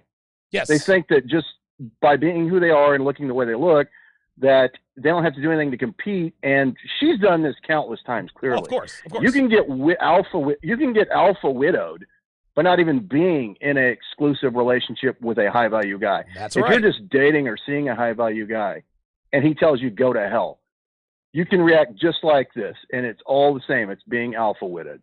And yeah, everybody's hitting it right on the nose because everybody knows what this is. Most of us have seen this, and you know, the kind of guys that she's going to get from this, you know, this plea, which is what it is, are going to be the kind she's not going to like. There you go. It's going to be the kind that for some reason feel sorry for her. You know, unbelievable, man. Sympathy and empathy are never attractive when you lead with that into a relationship. No, even when she's an attractive woman. And thanks for the call, RPM. And again, what Mike pointed out something very important. A woman doesn't have to have been in a relationship with a man to have been alpha widowed by him. Dude, women get alpha widowed by a 1 week escapade in the bedroom. They get alpha widowed by a 2 week friends with benefits arrangement. Dude, they can get alpha widowed by a one night stand. Just because a woman is in a relationship, just because a woman isn't in a relationship with a man or never was, does not mean that she did not get alpha widowed by him. Very, very, very well put. Eddie Daniels with the $5 super chat says, she said she doesn't want a pen pal. She doesn't want guys to simp, just be decisive, reach out, and set up a date to see her. No, that's exactly right. But here's the thing, Eddie. She said she doesn't want a pen pal. Translation, I don't want you to be texting me for no reason, right? I don't want you to be telling me how beautiful I am all the time. That's what she's talking about when she says pen pal. Are guys who do nothing but blow smoke. Oh, you're so beautiful, you're so this, you're so that. Dude, I've got this beautiful date set up 3 to 4 days from now. Apparently, that's what she says she wants. Women never respond well to this. Daniel L. with the $5 super chat says, I think we found our next labor of love star. Very well said. All right, let us go to Kevin in Utah. Kevin in Utah, you are on live with Donovan. Hello, Mr. Sharpe. How are you? I'm doing fine. How about you? Pretty good. I got a couple quick things here. The first thing, I heard you say earlier in the show that you rated this chick a 9.5. Are you serious with those Gumby-looking arms and shoulders? Dude, she hasn't stepped in the gym her entire life from what I'm seeing. I give her about an 8 for the pretty face. That's about it. Okay. Yeah, I guess I don't know. I'll give her an 8. I don't know. I guess if she were, I'll tell you what. There's actually another video that she did on Instagram. She actually looks a little better. But yeah, listen. I think we can all agree. Okay. I think we can all agree that she's attractive. She doesn't really appear to have much of a body though. She seems to be sort of a twig. But listen, from the neck up, you know, I'll go with you on that. I'll give her an 8. Yeah. The main thing I wanted to talk about was I think that her video solidifies everything about Rolo's SMB graph, because you can see she's talking about how all of her friends and herself have to go 5, 10, 15 years older than them. And on top of the thousands of DMs that all these girls are saying they get of all these guys trying to chase them down, yet none of these girls can find a decent guy. Like, that shows you, like she said, they're all going for the 21, 22-year-olds. She's freaking out, obviously. You can tell by she's about to smash the wall, and she knows it. So it just solidifies, because I've heard all the red pill guys always talk about the SMB graph. Of course. And until you hear a woman kind of clarify that's what her and all her friends are seeing the same thing, everyone's going for the younger girls. So these girls are just getting phased right out. And you know, the interesting thing here, Kevin, is that these are the musings of a woman who clearly understands that she is at the end of her glory years, right? Like it's always the older women who shame the, well, if you want just those hot bimbos who are good for nothing. She literally sounds like these older women who understand that they are very, very close to hitting that traction wall. And they all say the same things. It's funny. It's hilarious. Yeah, you can tell she's definitely freaking out. One last thing I want to make before I let you go. Sure. So the part where she talks about how once she takes her makeup off, she's done for the night. Can you imagine what she looks like without makeup if it's that big of a deal for her to go see somebody after her makeup's off? I'm telling you Hell what, man. no. Of course not. But here's the thing, Kevin. She tells you, once I take my makeup off, I'm done. Maybe, but for the right guy, she slathers that makeup right back on. And again, the reason we know this, the reason we know this to be true is because she's telling us, well, after I take off my makeup, I'm done. No, what she's telling us is after I take off my makeup, I am really now done because I'm tired of reapplying my makeup and getting plowed by these guys who don't call me back. Oh man, that's freaking great. Good hey, stuff, you're awesome, man. Thanks for taking my call. Absolutely, man. Thank you, Kevin in Utah. Appreciate that. And so now I'm seeing a picture. Somebody put a picture of her. Some guy in Sharpe's stream put up a picture of her. Yeah, not much of a body. Not much of a body at all. Dude, listen. I gotta give her like a 7.5 now, man. Like she doesn't have. And don't get me wrong, man. I'm not one of these dudes who like I don't like these cartoon caricature type girls, right? Like come on, like dude, if you like a girl with like a 60-inch booty and like size E boobs, dude, you watch too much adult film. Like that's just yeah. I like my women to look like women. Listen, she's a pretty girl, but I don't know, man. Like not much of a body. Not much of a body at all. James Young with the big $50 super chat says just sharing some money I made from an opportunity stock I sold. Very good. That said, when a woman says she's not a feminist, 100% of the time she is. Watch out for future articles from this lady. I'm telling you, man. I'm telling you. She's not a feminist. She's not all the way feminist now. But when enough men reject her, that's when she will cling to that feminist trope. That's when she'll do it. When men stop wanting to date her, when the men who used to plow her into oblivion, don't pay her any attention anymore, oh yeah, she'll definitely, dude, she will run to the girl power movement.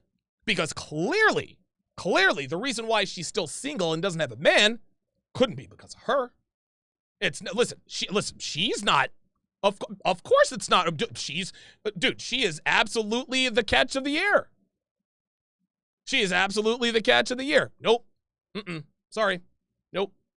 As soon as she realizes that high value men don't want her anymore, this is when she will cling to the girl power movement advocacy. 90 seconds. Callers, don't worry. There's only 90 seconds to call in. But if you are in the queue, you are on the show. You will get on the show. Do not worry. It's going to say 90 seconds, 60 seconds. Don't sweat it. Blog Talk Radio allows me to talk 1 hour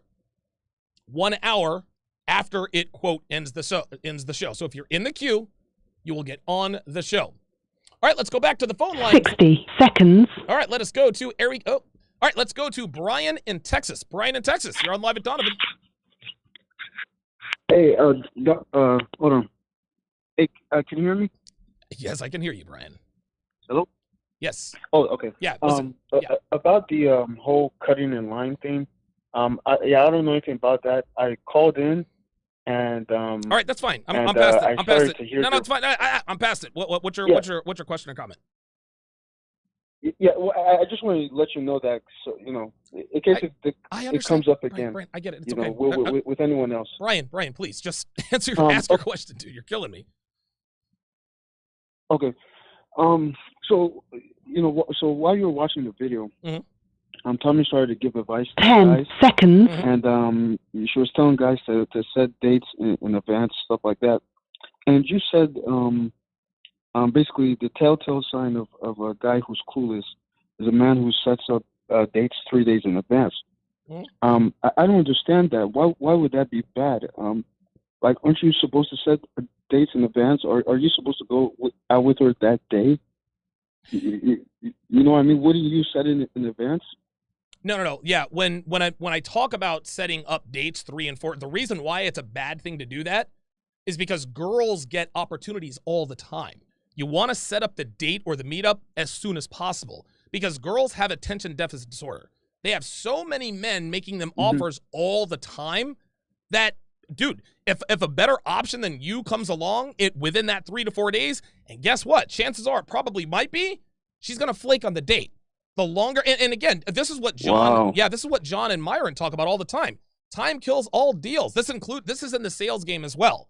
You cannot give the customer too much time to think about what they are doing, especially on the car lot. Well, listen, we don't know if we want to pay $50,000 for this car. Let's go home and think about it. You'll never see that customer again because they'll talk themselves out of it. Well, it's the same thing as women. If you meet a girl out on the Vegas Strip on a Tuesday and you set up a date for Saturday night, dude, 11 times out of 10, if she doesn't flake, she might not even remember she might not even remember who you are because girls get talked to and spat at so much so often. At some point, a better option will come along. So to reduce the odds of her flaking or finding a better option, what you need to do is make sure that the time between when you got her number and the date is as short as possible. Every girl I ever got a phone number from, I always tried to set up a date that first day. I did not let any time go by because the more time goes by, the more likely she is to flake. So in that case, if you met at night, you would set it for the next day afternoon? No, if you met her at night, you try to get her back to your place that night. That's how that works. Oh. Yep, that's how it works, man. Right. Dude, listen, man, you got to be aggressive with these girls, man, because again, think about this. Let's just run that scenario. Let's say you meet a girl at the club. She's feeling your game. You guys are this and that and the other. You know, we're drinking, having a good time. You get her number. All right, listen, I'm going to take you to lunch tomorrow.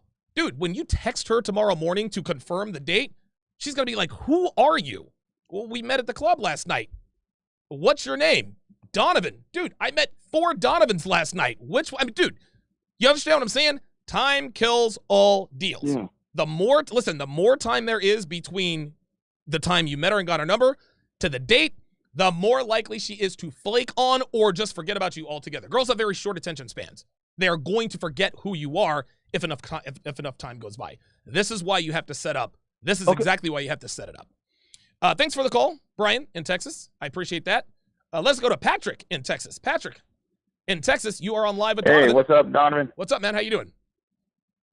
I'm doing good, man. There was a big red flag that I heard from her when she said, girls like me who are ghosters. Yes. And I was like, uh-oh. Yep. This chick is never satisfied. I bet you the dude that dumped her, she was hounded on, oh, you're not making enough money. This dude probably works 5 or 6 months hard on a deal, gets a fat-ass check, and wants to enjoy it the next month. He's like, fuck it. We're going to Utah. We're going to be on the lake. There you go. We're going to have some beers for 2 weeks. There it is. With our boys. You're over there. You need to get rid of that truck. He's like, I like this truck. I've had it for 5 years. Nothing wrong with it. You need to upgrade. Nope. Right. Bitch, I don't waste money. You want to just buy the newest shiny gadget. I love my shit. I like my truck because I like my truck. When it gets 175,000 miles, I'll get a new one. But right now, don't need it. That's what she probably did. And that's why that dude probably ran off. That's my take on it. No, I would agree with you. Thank you for the call, Patrick. Listen, man, relationships end for many, many reasons. But if a girl ends a relationship, it's usually for one of a few reasons. She's not turned on by you anymore. You're not good enough for her anymore, or a better option just came along. This is what girls do. And again, I say this all the time, man. The more accomplishments, the more accomplishment, the more money, the more things, the more status, the more wealth a woman gets, the further you shrink your pool of potential suitors. That's just how this goes. Women like her can't date men whose net worth is south of $3 million. It's just not how they're made. Women are not designed to marry laterally. They're not designed to date laterally. No, they are designed to date up, marry up.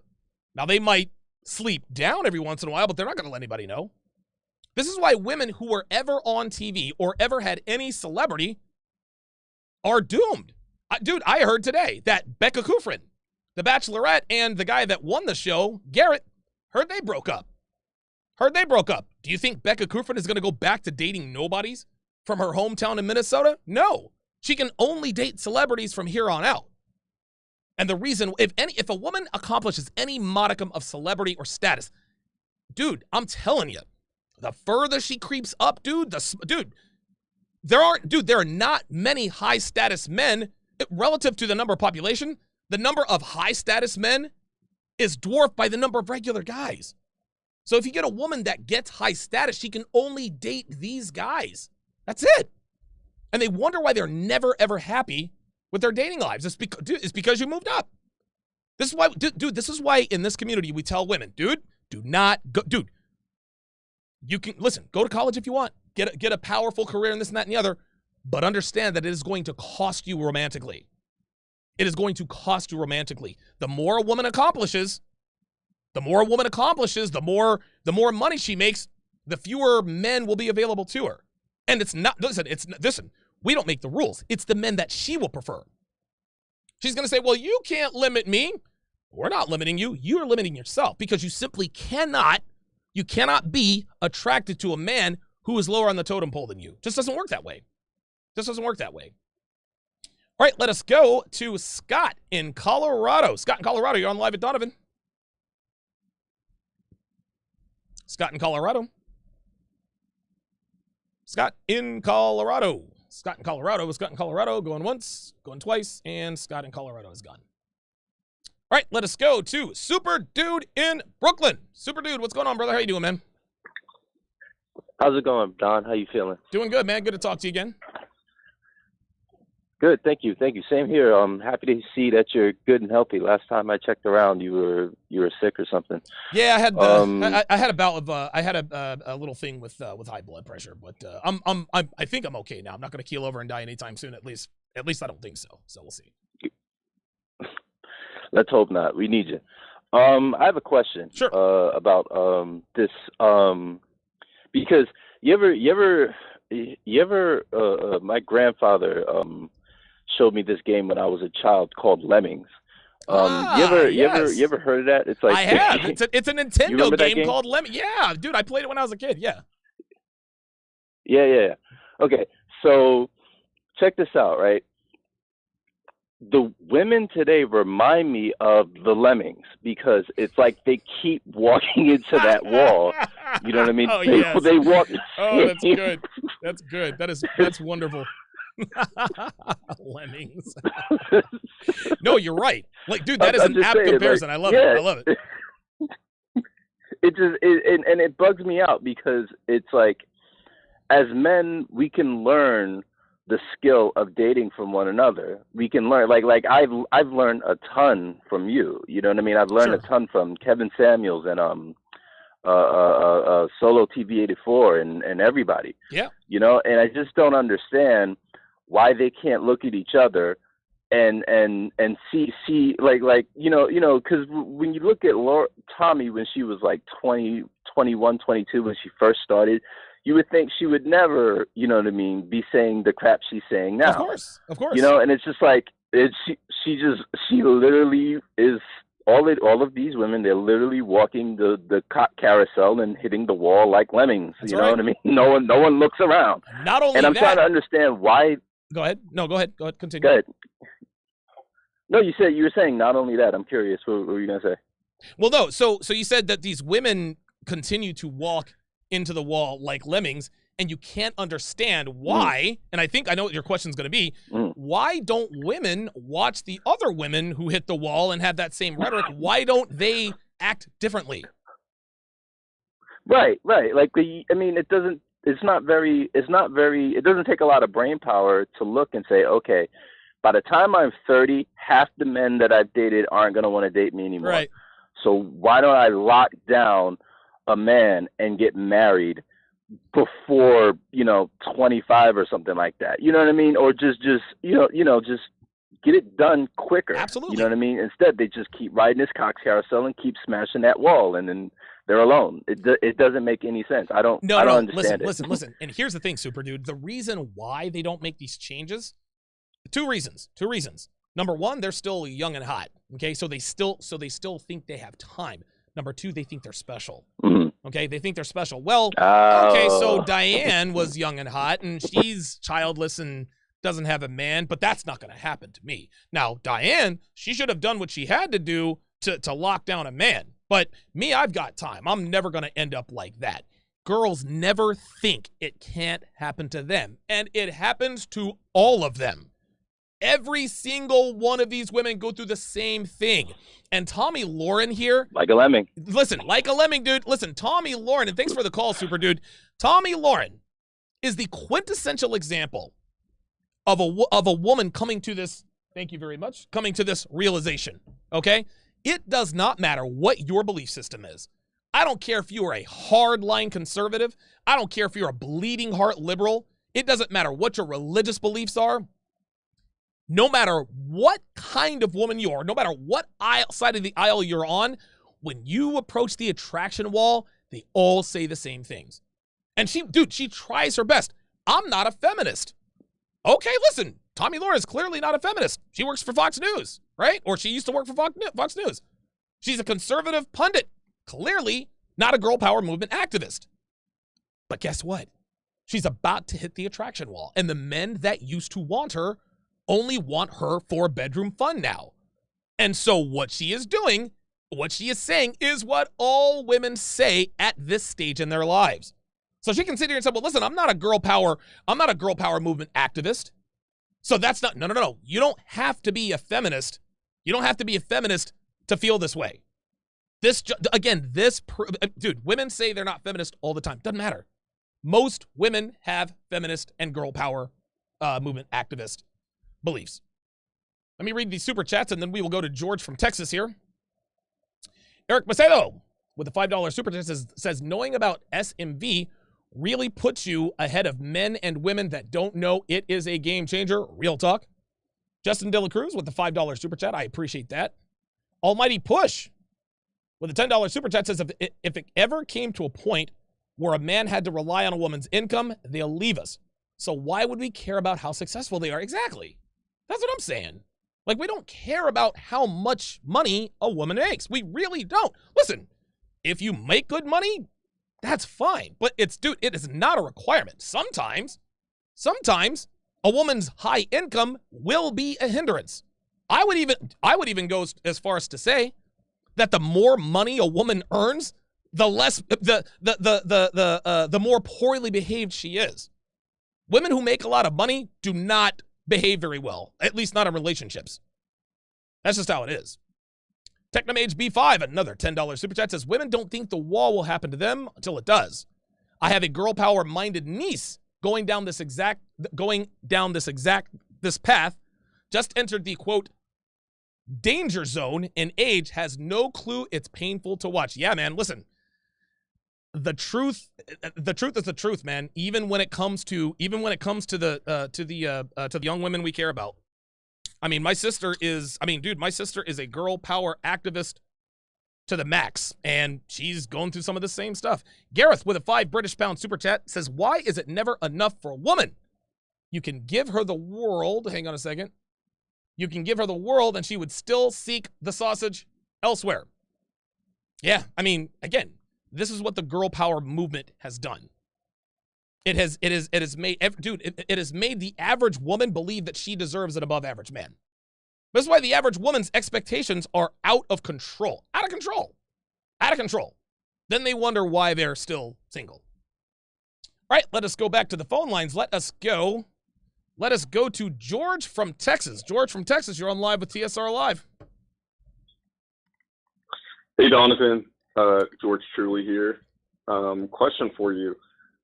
I want to say maybe 60 to 70% of us will not be dealing with women like Tomi in a relationship sense, but 100 to 90% of us will probably encounter a woman like Tomi in a professional setting. That's right. How would you go about like maneuvering around and handling these chicks? Because we can't just tell them to shut the fuck up, as you've done over there from TSR Towers. So is there a way to tastefully like humble them? No. What are your thoughts on that? Well, let me ask you this. when you say humble them, what are you talking about? Like, what are your goals? So you're asking me, Donovan, how do we handle women like Tomi Lahren in the workplace if we want to, and complete the sentence? What exactly are you looking to do? What's your what's your goal?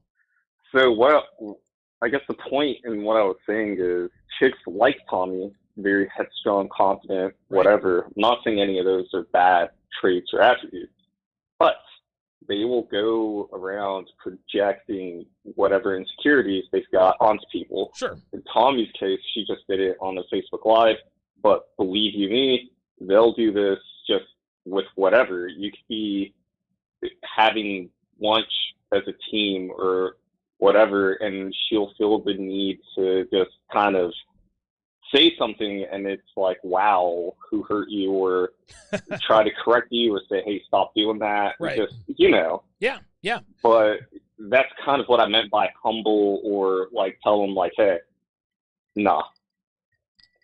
Yeah, you so can't. Do you have any listen, Donovan Sharpe words of wisdom? No, listen, George. There are no because words. if you stay Hold on, silent, George. Hang on a second. George. Hang on a second. You cannot humble these women. Okay. You cannot humble these women. The way to handle these women is just to ignore them. If a woman says, if you're at work and a woman like Tomi Lahren says something to you out of pocket, listen. Now, if you don't care about your job, by all means, let the good times roll and lay into her, right? But if you actually care about your job, if you actually care about your career, you're just going to have to ignore it. There is no way to humble women. Dude, women watch my show. I humble these broads all day, or I try to humble these broads all day, every day. Guess what? They're still in my mentions. They're still giving me the thumbs down. They're still throwing shade. And if I can't humble them, nobody can, right? And even if you do humble them, they're not going to acknowledge that you have humbled them in public. Trying to humble a woman like Tomi Lahren at work is a lose-a-lose situation for you. So the answer to this is actually a trick question, right? How do we humble women like Tomi Lahren in the workplace? You don't. You only get fired. Church. All right. Got it. Thanks for the call, George. He raises a very good... I had a guy in Charlotte who called the show a couple of times, and I felt sorry for him, man, because he really sounded like he was... It really sounded like I don't want to say a painful ordeal, but it really sounded like he was in a very difficult situation. Like, Donovan, like I'm at a job that I love, but these women around are driving me crazy. How do I survive in the workplace like this? I don't know, man. I mean, listen, I can only give advice on things I'm experienced with, right? But I've never had a job. Well, I guess I've had call center jobs post Red Pill awareness, but dude, I don't know what it's like in the American workplace, right? Like, dude, I haven't filled out a W-2 in almost a decade. Like, I'm Mr. 1099. I mean, fortunately for me, I'm just an entrepreneurial guy. I wish I had an answer for him. Myron Gaines with the $10 super chat says, Tomi is literally saying what every woman says and will experience when they face the uncomfortable reality that their most precious asset is now expired, her youth, and then soon her beauty. Myron Gaines in here dropping the knowledge with the $10 super chat. By the way, 4:30 Eastern Standard Time right here. Myron Gaines and I will do our weekly show, Weights and Dates. We talk about fitness and we talk about dating. So be sure to go there. Be sure to go to Myron's channel. Subscribe to his channel. Myron is as hip to the game as anybody. Anybody who listens to him walk, Myron, he drops gold all the time.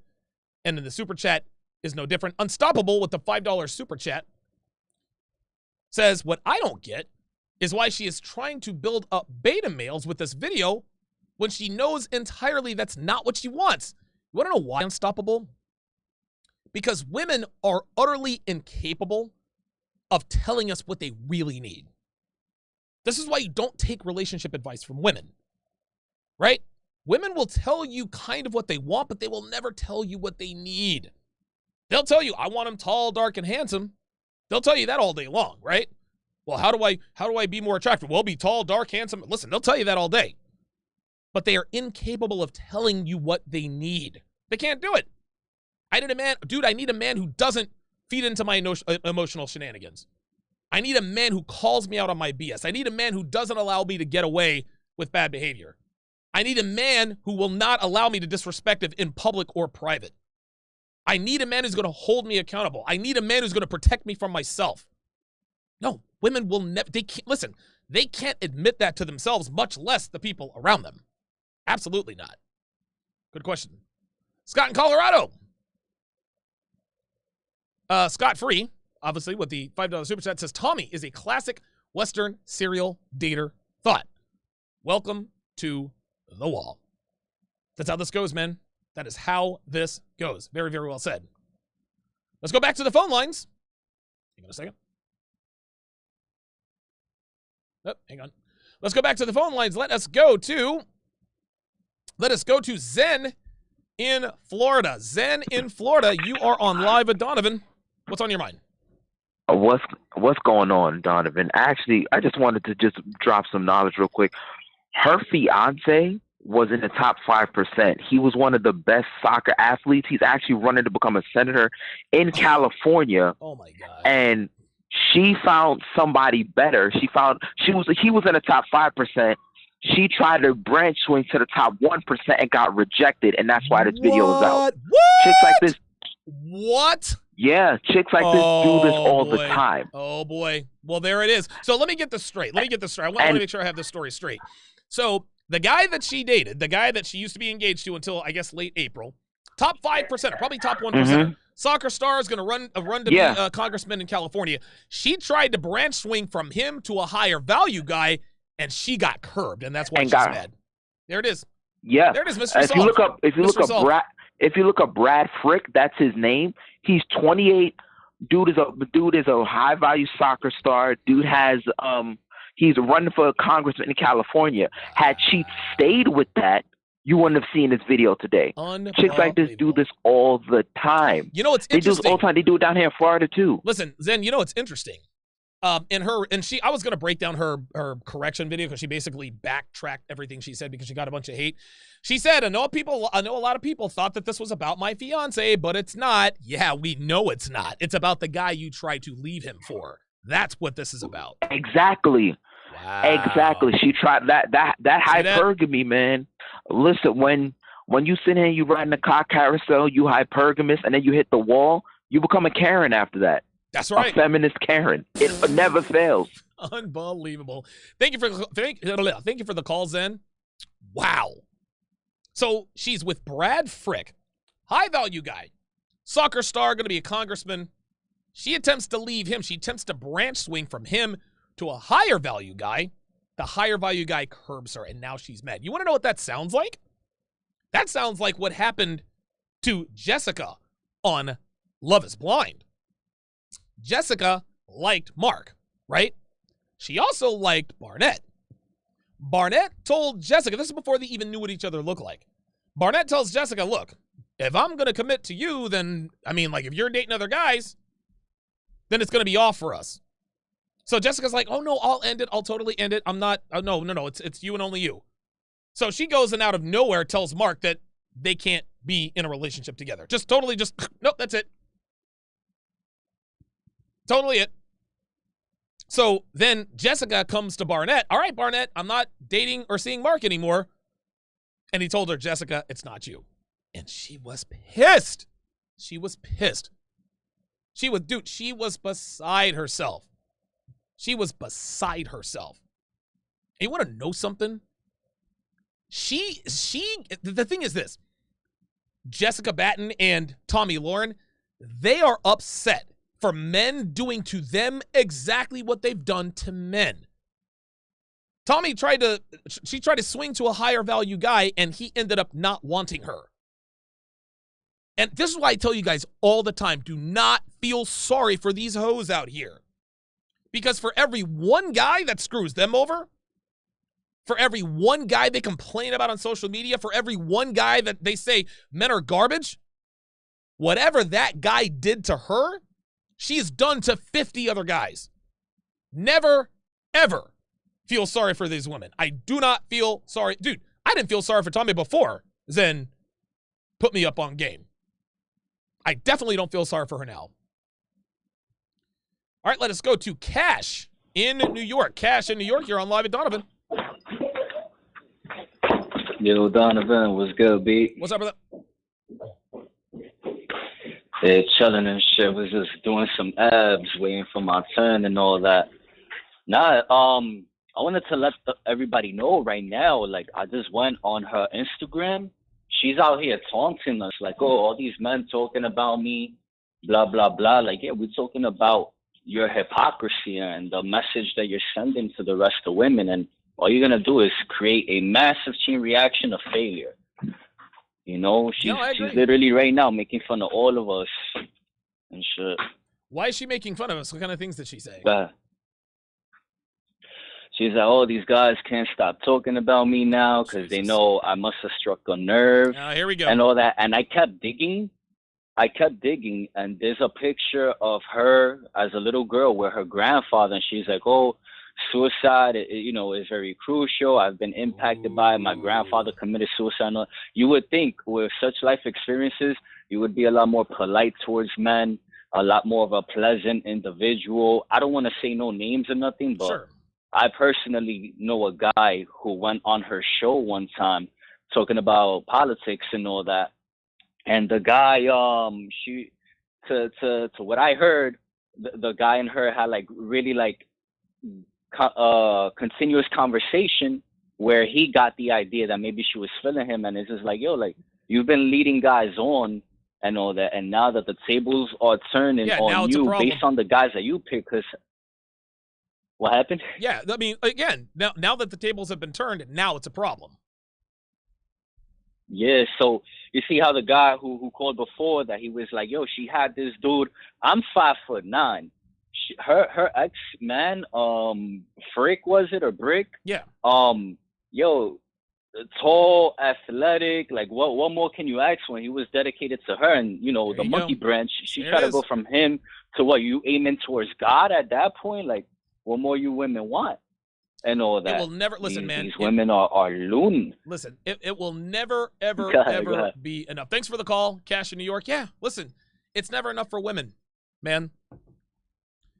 This is, again, the girl power movement has destroyed the relationship.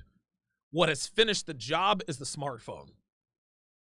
Because women now literally have access to men around the world. Literally any man they want, they have access to. Now, whether or not they'll get with them, that remains to be seen. But this is why you need to understand, guys. This is why you got to keep your masculine edge, man. This is why you have to keep your edge, dude. Because somewhere, there is a dude who has more value than you do. There's a dude who has more value than you do. I'm a high-value guy. And I know a lot. Listen, I got a lot of trolls who tell me that I'm not a high-value guy. I used to say, maybe I'm a high-value guy, maybe not. Oh, I absolutely effing am now. You better believe it. You better believe it. But don't think for 1 second. Do not think for 1 second that if Devin were to get a hold of some high-value, that if Devin actually opened up, a Facebook or an Instagram page, and if she did, I wouldn't know about it, right? Don't think for 1 second that she wouldn't try to monkey branch to that guy. Think she wouldn't. Well, Donovan, I thought she loved you. She does love me. But do you want to know who she loves more? Herself. And if women have the opportunity to upgrade, they will try to upgrade. They will absolutely try to upgrade. This woman had the alpha provider right there in the palm of her hands. Still wasn't enough. Dude, never, ever, ever make the egregious mistake of thinking that your woman would never try to upgrade on you. Never make that mistake. Phoenix 606 with the 7 Canadian dollars says she's just making sure that men stay blue-pilled for the moment she hits the wall. No beta males equals no ring. Yes, we call these betas in waiting. Michael Dwayne says, $4 says emotion and avarice will get you. Very well said. Vagrant says, of course she's on Twitter saying this stuff, negative attention is still attention. So she's trying to stir the pot to keep it coming. Then will be the pity party in a couple of ways. Yeah, it is what it is. Rollo Tomasi is in the house, says, yes, Tomi will be 28 on August 11th. So will Donovan Sharpe. I will turn 28 years old. 28, Jesus fucking Christ. No, I will not be 28 years old. I turned 43 years old on August 11th. So it looks like I share a birthday. Looks like I share a birthday with this piece of work. Let's go back to the phone lines. Let us go to Jeff in Miami. Jeff in Miami, you're on Live with Donovan. What's on your mind? How's it going, Donovan? Can you hear me? Doing good, yes. Yes, I just wanted to say to guys, man, like, wow. Dating advice from women is not beneficiary. I don't think women understand attraction from a guy's perspective. I think women are, especially modern-day women, they're spoiled, and they want guys to pander to their needs in modern-day society, and they think we're attracted to their success. They think it's like a bodybuilding women. Yep. A woman who thinks guys are attracted to their six-pack, we are not. I have a unique perspective because I work in hospitality in South Beach. Okay. And I've seen my coworkers pull girls off the street after they get in arguments with their boyfriends, take them to the rooms for 10 minutes and send them back. There you go. So, yeah. So I've seen it constantly. I've hooked up to it myself. So I would say to guys, they should have self-respect. They should prioritize themselves rather than making their lives about another girl, and have confidence, because these are moving crazy, especially when they're out here on quote unquote vacations. Oh yeah. They're not on vacation. They're out here getting digged down by guys in South Beach and bodybuilders and personal trainers and what have you. So stay aware, guys. Good stuff, man. Thank you very much for the call, Jeff in Miami. Yeah, listen, Miami will red pill you in a hurry, man. They will absolutely red pill you in a hurry. Okay, let us go. Let us go to Dennis in Fort Worth. Dennis in Fort Worth, you're on Live with Donovan. What's on your mind, man? Hey, I'm on.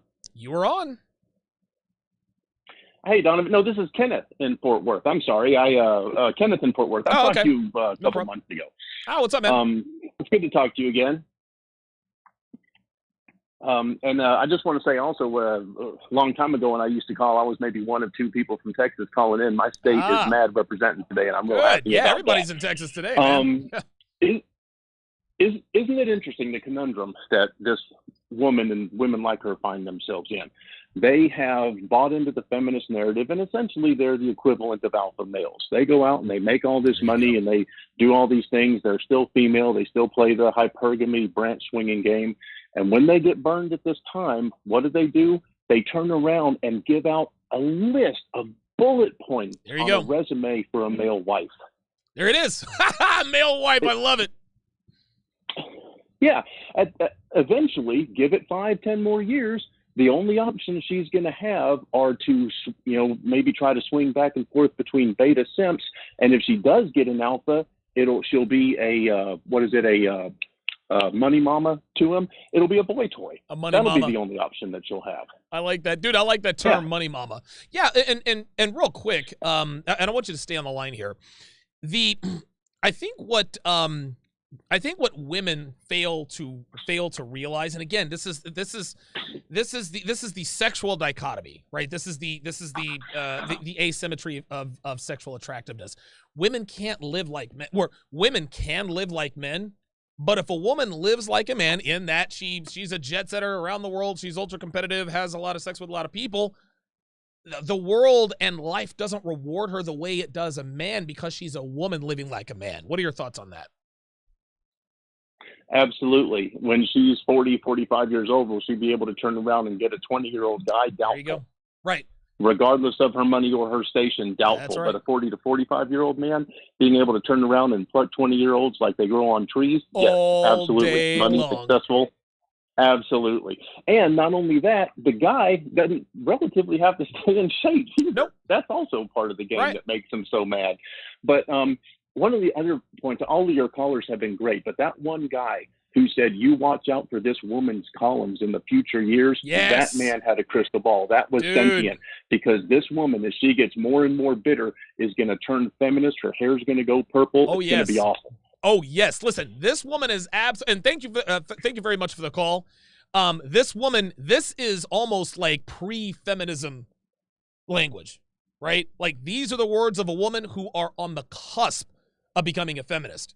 And she says it a couple of times. I'm not a feminist. I'm not a feminist. It's almost like she's trying to fight it, right? I swear I'm not a feminist. Yeah, I don't know.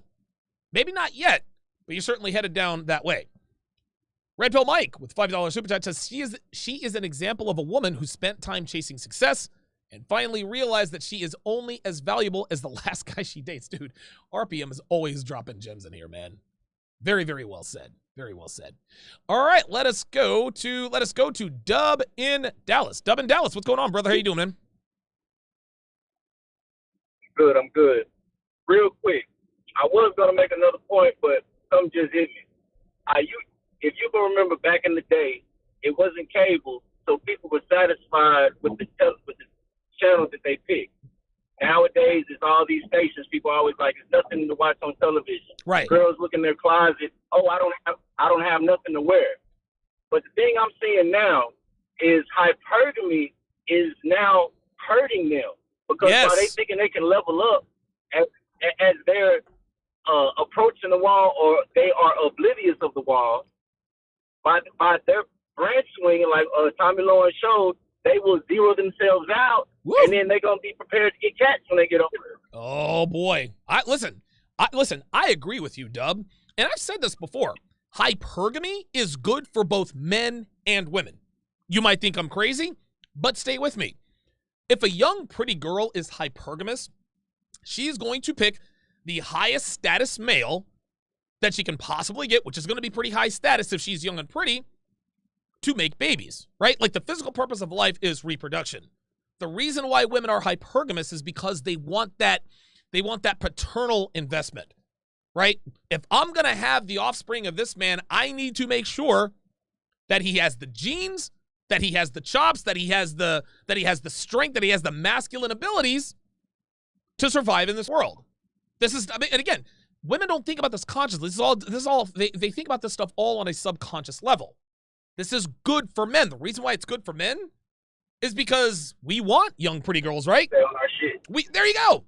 And listen, unconditional love is bad. Dude, it's a bad thing. If there were such a thing as unconditional love, right, then we'd all be fat lumps of crap. Our girls would be walking around looking all good. We'd be fat lumps of crap because they love us unconditionally. But guess what? The world doesn't work that way. There's no such thing as unconditional love on either end. Okay?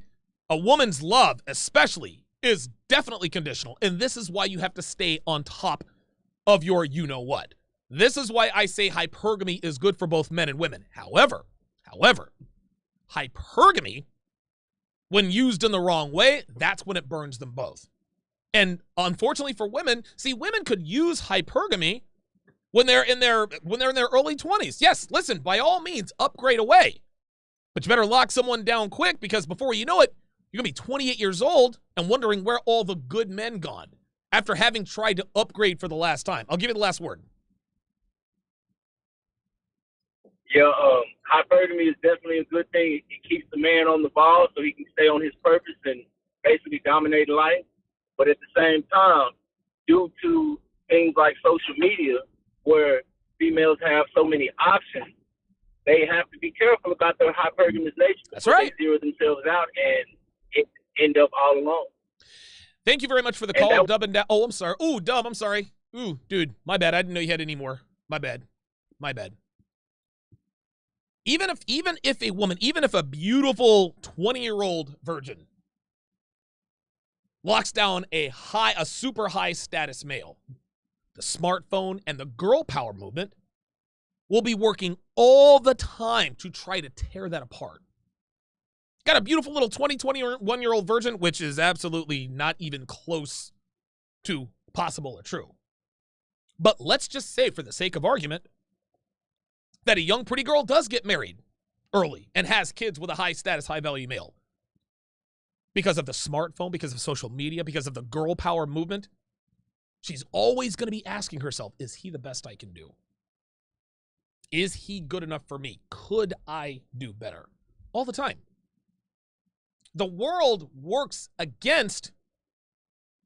is working against relationships. It's incredible. Dude, it is incredible. It really is. Red Pill Mike, with the $5 super chat, says hypergamy is killing women faster than the aging process. Hypergamy gives women control. Women with control are self-destructive. Dude, I might lose my show to Red Pill Mike. 100% agreement, man. I say this all the time. A woman's default programming, a woman's default setting is self-destruction. Women cannot be trusted to their own devices. When women are given sole control over anything, they destroy it. Themselves, children, and the dating market. All three of these things are a bleep show. Why? Because women are in control of that. Very well said. Red Pill Mike. Chris Hollow with the $3 super chat. I appreciate that. Got a few more calls. Let us go to Matthew in Minnesota. Matthew in Minnesota. You're on Live at Donovan. What's on your mind? Oh, what's good? What's good, Donovan? What's up, brother? How you doing, man? Man, life has been changing in 2020. It's not even a game anymore. To be honest, this MGTOW stuff it's really changed my mind. Your channel too. But like I said, there's one message that's standing real clear now: self-worth and self-power. Because, that's right. Let's face it, the women in this year, it's not worth it no more. It's not worth it.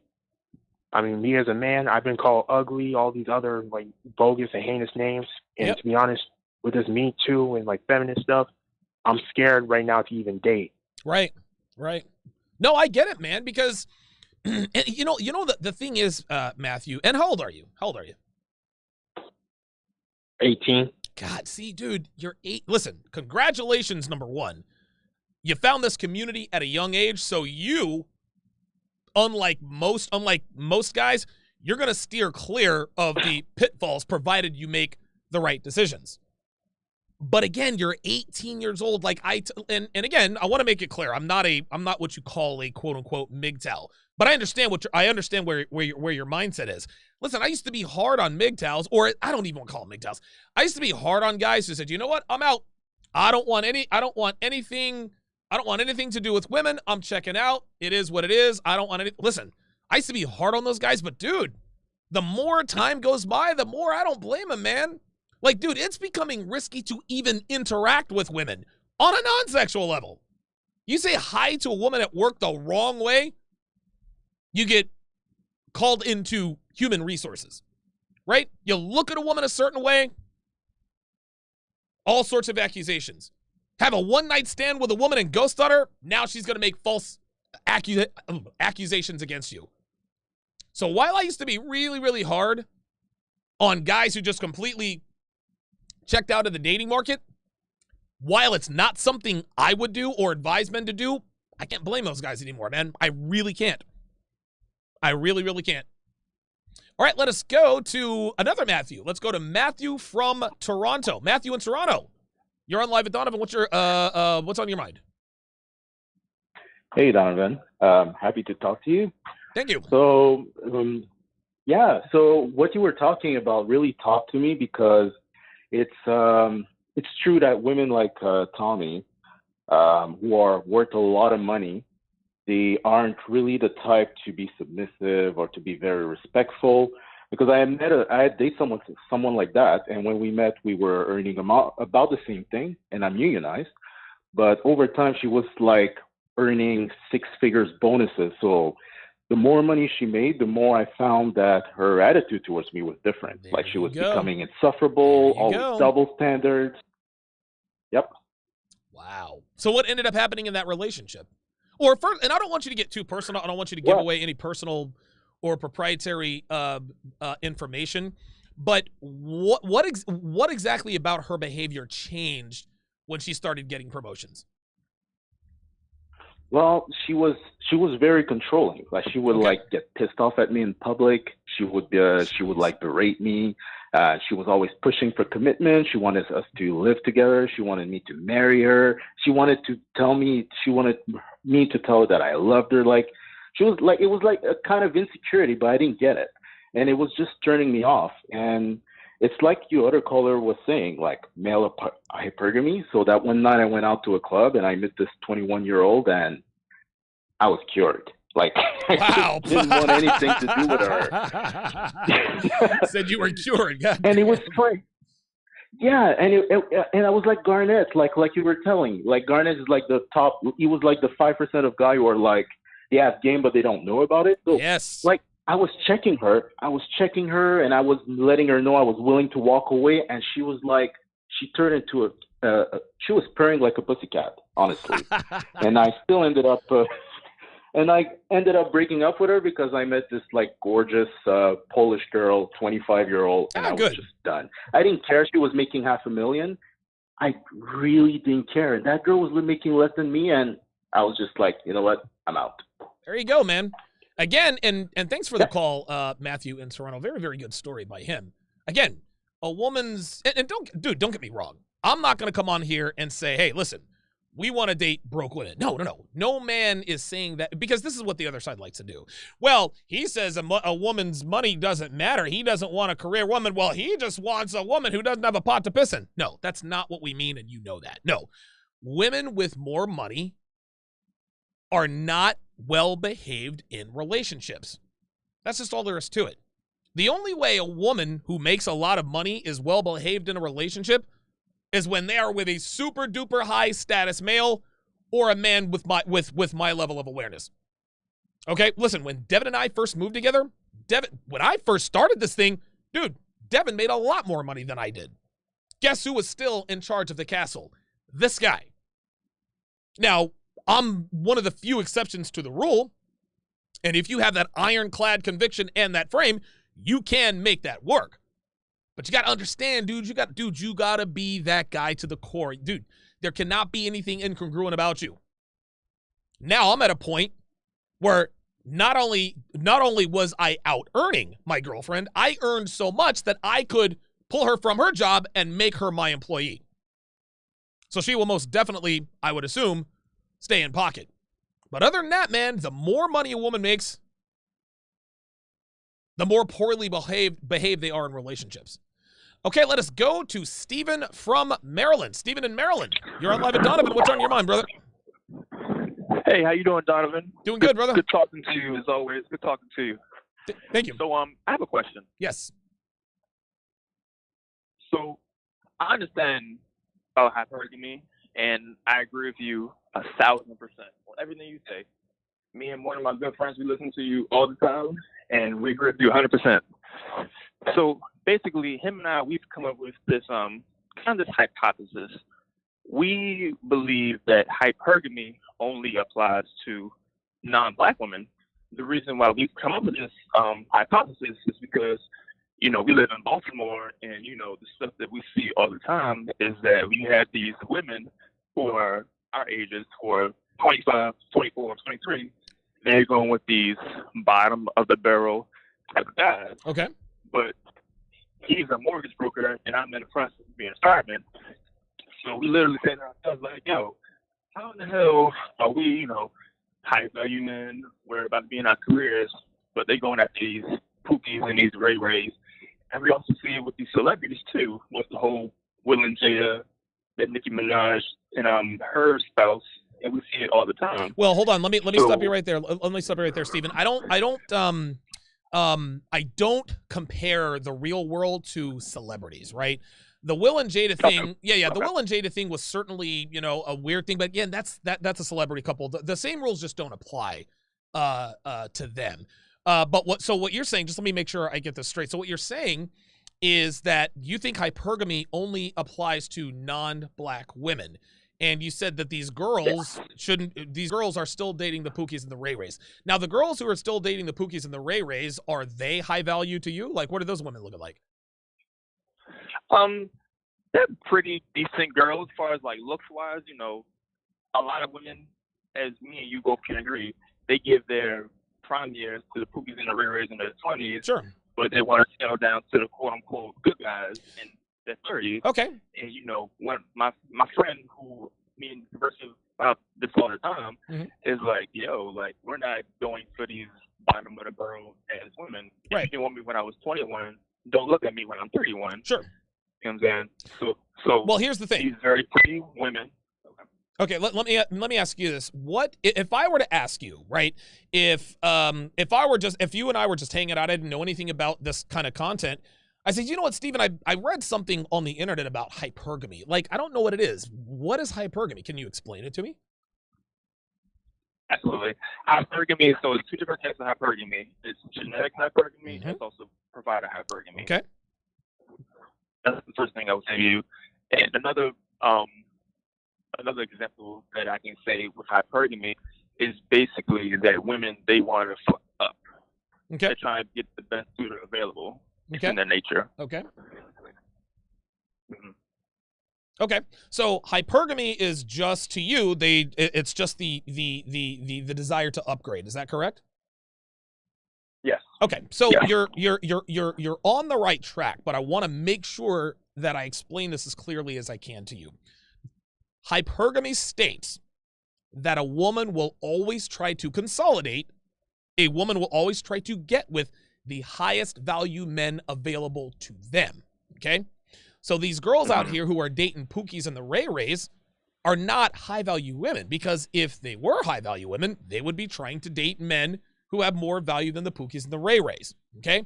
That's the first thing I would tell you, right? So if we're to ask ourselves, well, why are these girls dating the Pookies and the Ray Rays? Well, because they don't have much value. Okay?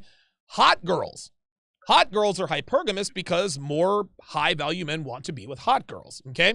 That's the first thing that I would tell you. The second thing that I would tell you is hypergamy absolutely applies to black women. Okay?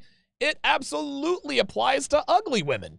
You want to know why? Because even ugly women are hypergamous. Now, let's just say, obviously, a woman who is a 10 will have far more and far better options than a woman who is a 2. There's no doubt about it, right? The kind of men who chase 9s and 10s are going to be very different in value than the kinds of men who chase the 2s and the 3s. That said, even when a woman is a 2 or a 3, remember, hypergamy states that a woman will consolidate on the highest value men available to them. A woman can only exercise, a woman's sexual market value determines how hypergamous she is.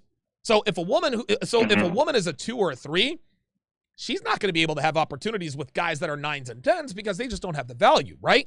But let's just say a girl who's a 3 is also dating a dude who's a 3. But then a dude who's a 4 is showing more interest in the girl who's a 3. Guess what? She's going to upgrade. Because even though the guy that's a 4 isn't really that high value, he has higher value than the guy that's a 3. And he is making himself available to her, right? And again, I want to say this again. Hypergamy states that women will always try to consolidate on the highest value men available to them. Listen, if that weren't the case, then every girl would be going after Brad Pitt, right? Every girl would be going after George Clooney. No, not every girl can get the attention of a Brad Pitt or a George Clooney or a Leonardo DiCaprio. Only the super hot girls of the world, right? So it does not matter what a woman's sexual market value is. Listen, hypergamy transcends SMB. It transcends race. It transcends religion. It transcends mindset. It does not matter. Hypergamy is not just reserved for non-black women. Hypergamy is in the female hard drive, regardless of race. I understand what you're saying. I definitely understand. I just found it mind-boggling because I see these women with these PhDs who have high-paying jobs, and they go in with guys who, don't even have a pot to piss in. So, and I like I said, I've noticed that with black women, especially, women that look like myself, I just find it, mind-boggling. I'm like, well, let me ask you this. No, hold on. Okay. I'm going to try to answer your question. So these women who have PhDs, still going after the Pookies and the Ray Rays, right? What do these PhDs look like? Are these attractive women? Yeah, absolutely. No, very attractive. Okay, all right. Well, okay. So check this out. there's there's some sort of misconception going on here. Okay, an attractive woman who has a PhD and a degree, they don't date the Pookies and the Ray Rays, man. It just doesn't work that way, because the Pookies and the Ray Rays are not the highest value men available to them. Attractive women who have PhDs are surrounded by educated men who make money. And a lot of those educated men who make money are also very attractive. There is no way. Dude, something is off. Maybe you're not close enough to these women or something. But listen, attractive women, attractive educated women do not go after the Pookies and the Ray Rays. They just don't. So something is off. Something is off about them. Something is off about them or their, I don't know. That's not happening. Let's take it to the white side. Let's take it to the white side. Do you think a woman like Tomi Lahren would ever date a redneck trailer park, a redneck trailer trash guy from the trailer park? Do you think she would ever date a guy like that? Right. So why would an educated, attractive black woman be dating the Pookies and the Ray Rays? The answer to the question is that they wouldn't. Hello, can you hear me? Yeah, go ahead. Well, the reason why I was saying is the reason why a lot of these women date the Pookies and the Ray Rays is because they are digmatized. Okay.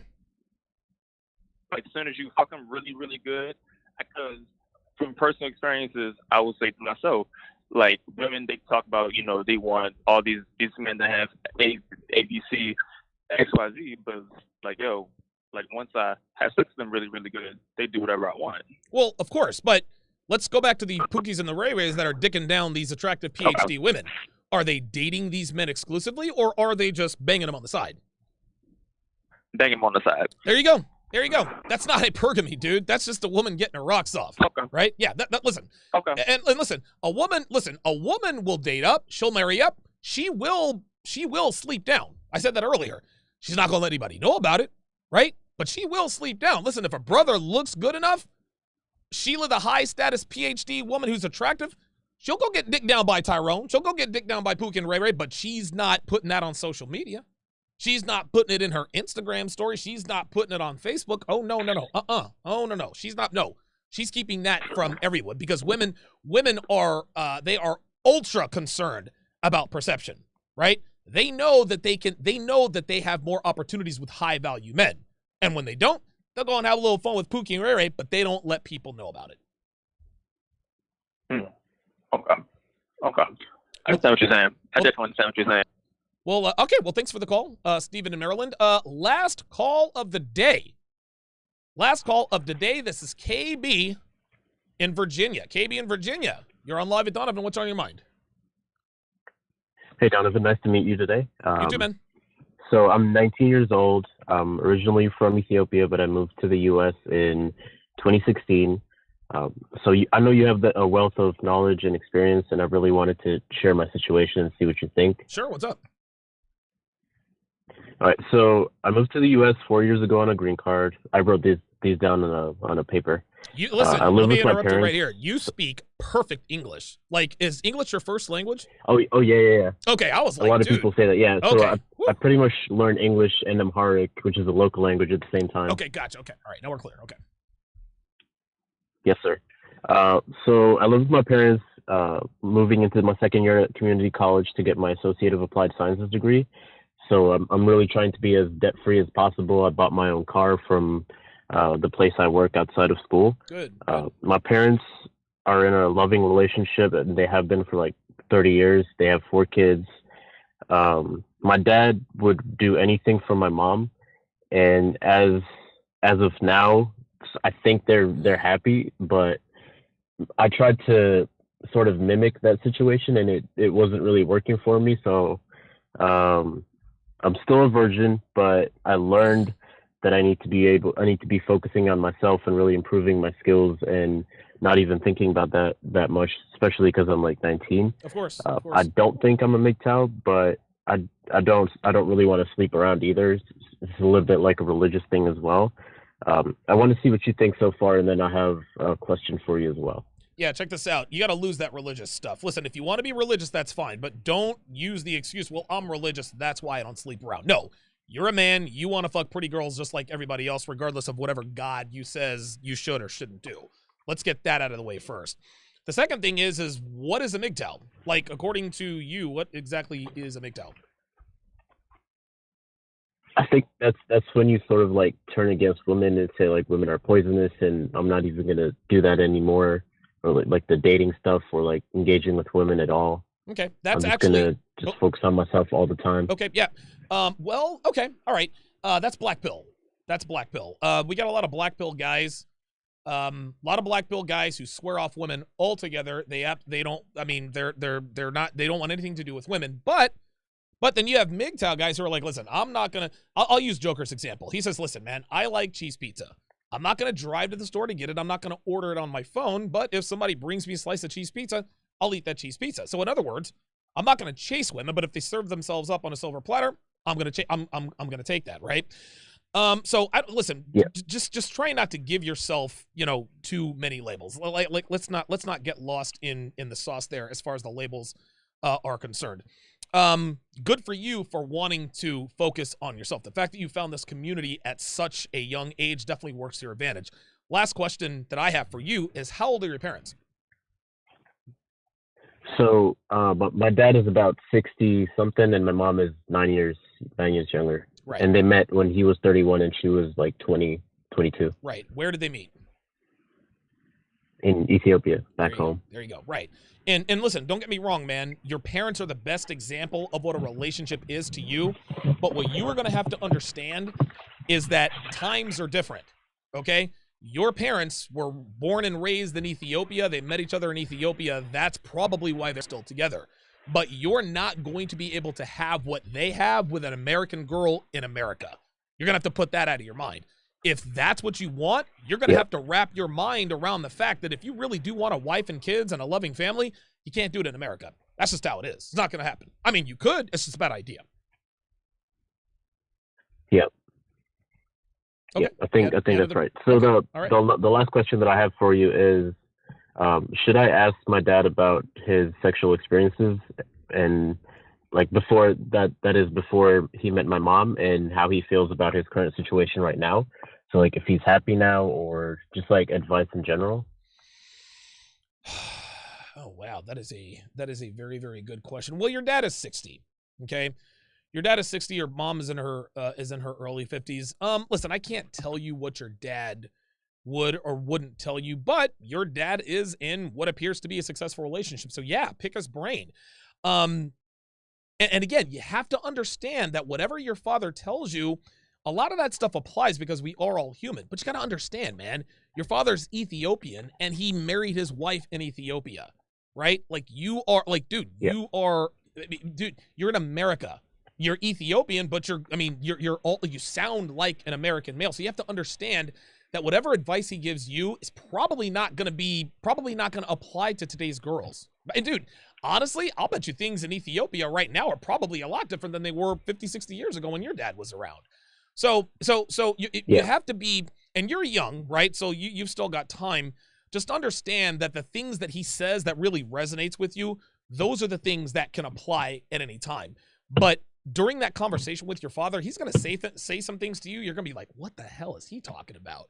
And the reason you're going to say these things to yourself is because you're going to know, just based on what you've seen and heard here in America, that there's no way that this applies, right? So you have to be very cognizant of the fact that your dad can certainly offer you words of wisdom. I'm not saying that he can't, but you have to be wise enough to sort of pick out the things that can be applied and discard the things that don't. You don't have to offend him. Just listen to what he says. Take what he says, not with a grain of salt, but just understand. And you're a smart guy. Like I can tell just by the way you talk.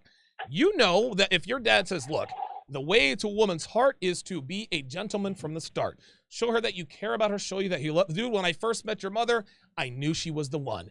I sent her love notes every day, and I did this and that and the other. Now, based on what you know about American women, KB, would you say that that's the right way to win over an American girl?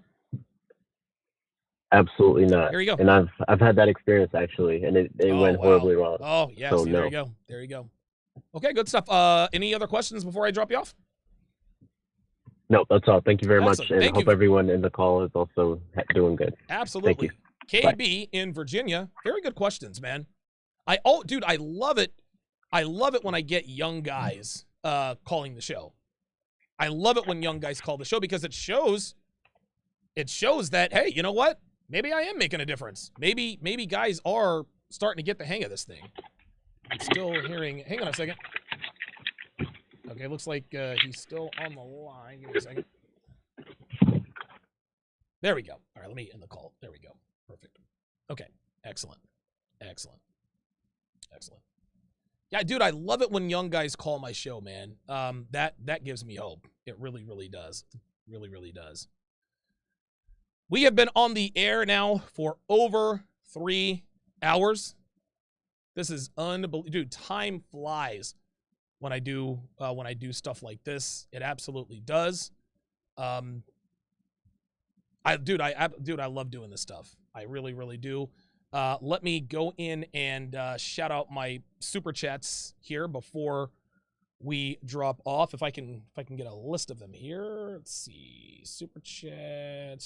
All right, see what we got here. Let's see what we got here. Perfect. Perfect. Okay. So, a ton of super chat shout outs.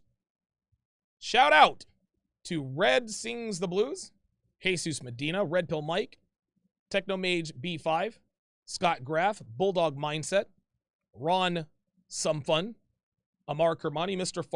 the Farmuki Man, Medi Naha, Daniel L. W. Lee, Ginyu, Geruda, King Life, Eddie, Toons, V Mad, Tyson Jaleel, Brown Hornet 1975, The Exterior Minister, Long Sleeve Aristocrat, The Elusive, Merciless 6, Jay Prez, Gilbert Dragachi, Vagrant 2676, Casual Killer, Cool Hand, Ola Nordman, Billingsley Meister, Cow Denicus, Lord Sinister,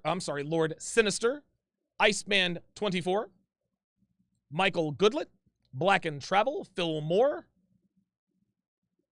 Miguel Medina. Shout out to Jesus Medina with a $3 super sticker. NVME18, RDF 2050, Link, Eddie Daniels, James Young, Eric Macedo, Justin Dela Cruz, Almighty Push, Myron Gaines, Gareth Unstoppable, Scott Free, Phoenix 606, Michael Dwayne, Chris Hollow, and Ryan Link Gaming. Thank you all for your super chats. You guys have been incredibly generous. It has been my pleasure to do this show. Oh my goodness, dude! I remember I used to do these 3-hour shows all the time. I don't have the time to do those anymore. But we got up over 3,000 viewers now. Even now here at the end, we still have over 2,000 people watching. So I greatly appreciate your support, guys. Be sure to tune in tomorrow, where I will have Myron Gaines on. Do not forget to get my free ebook, 16 Ways to Immediately Disqualify Her for a Long-Term Relationship. Just go to donovansharpe.com/newsletter. Make sure that if you want to watch my daily live show on Sharpe Stream, my private platform, become a patron at patreon.com/donovansharpe. I'm going to go and now have some dinner and enjoy the rest of my night. Thank you.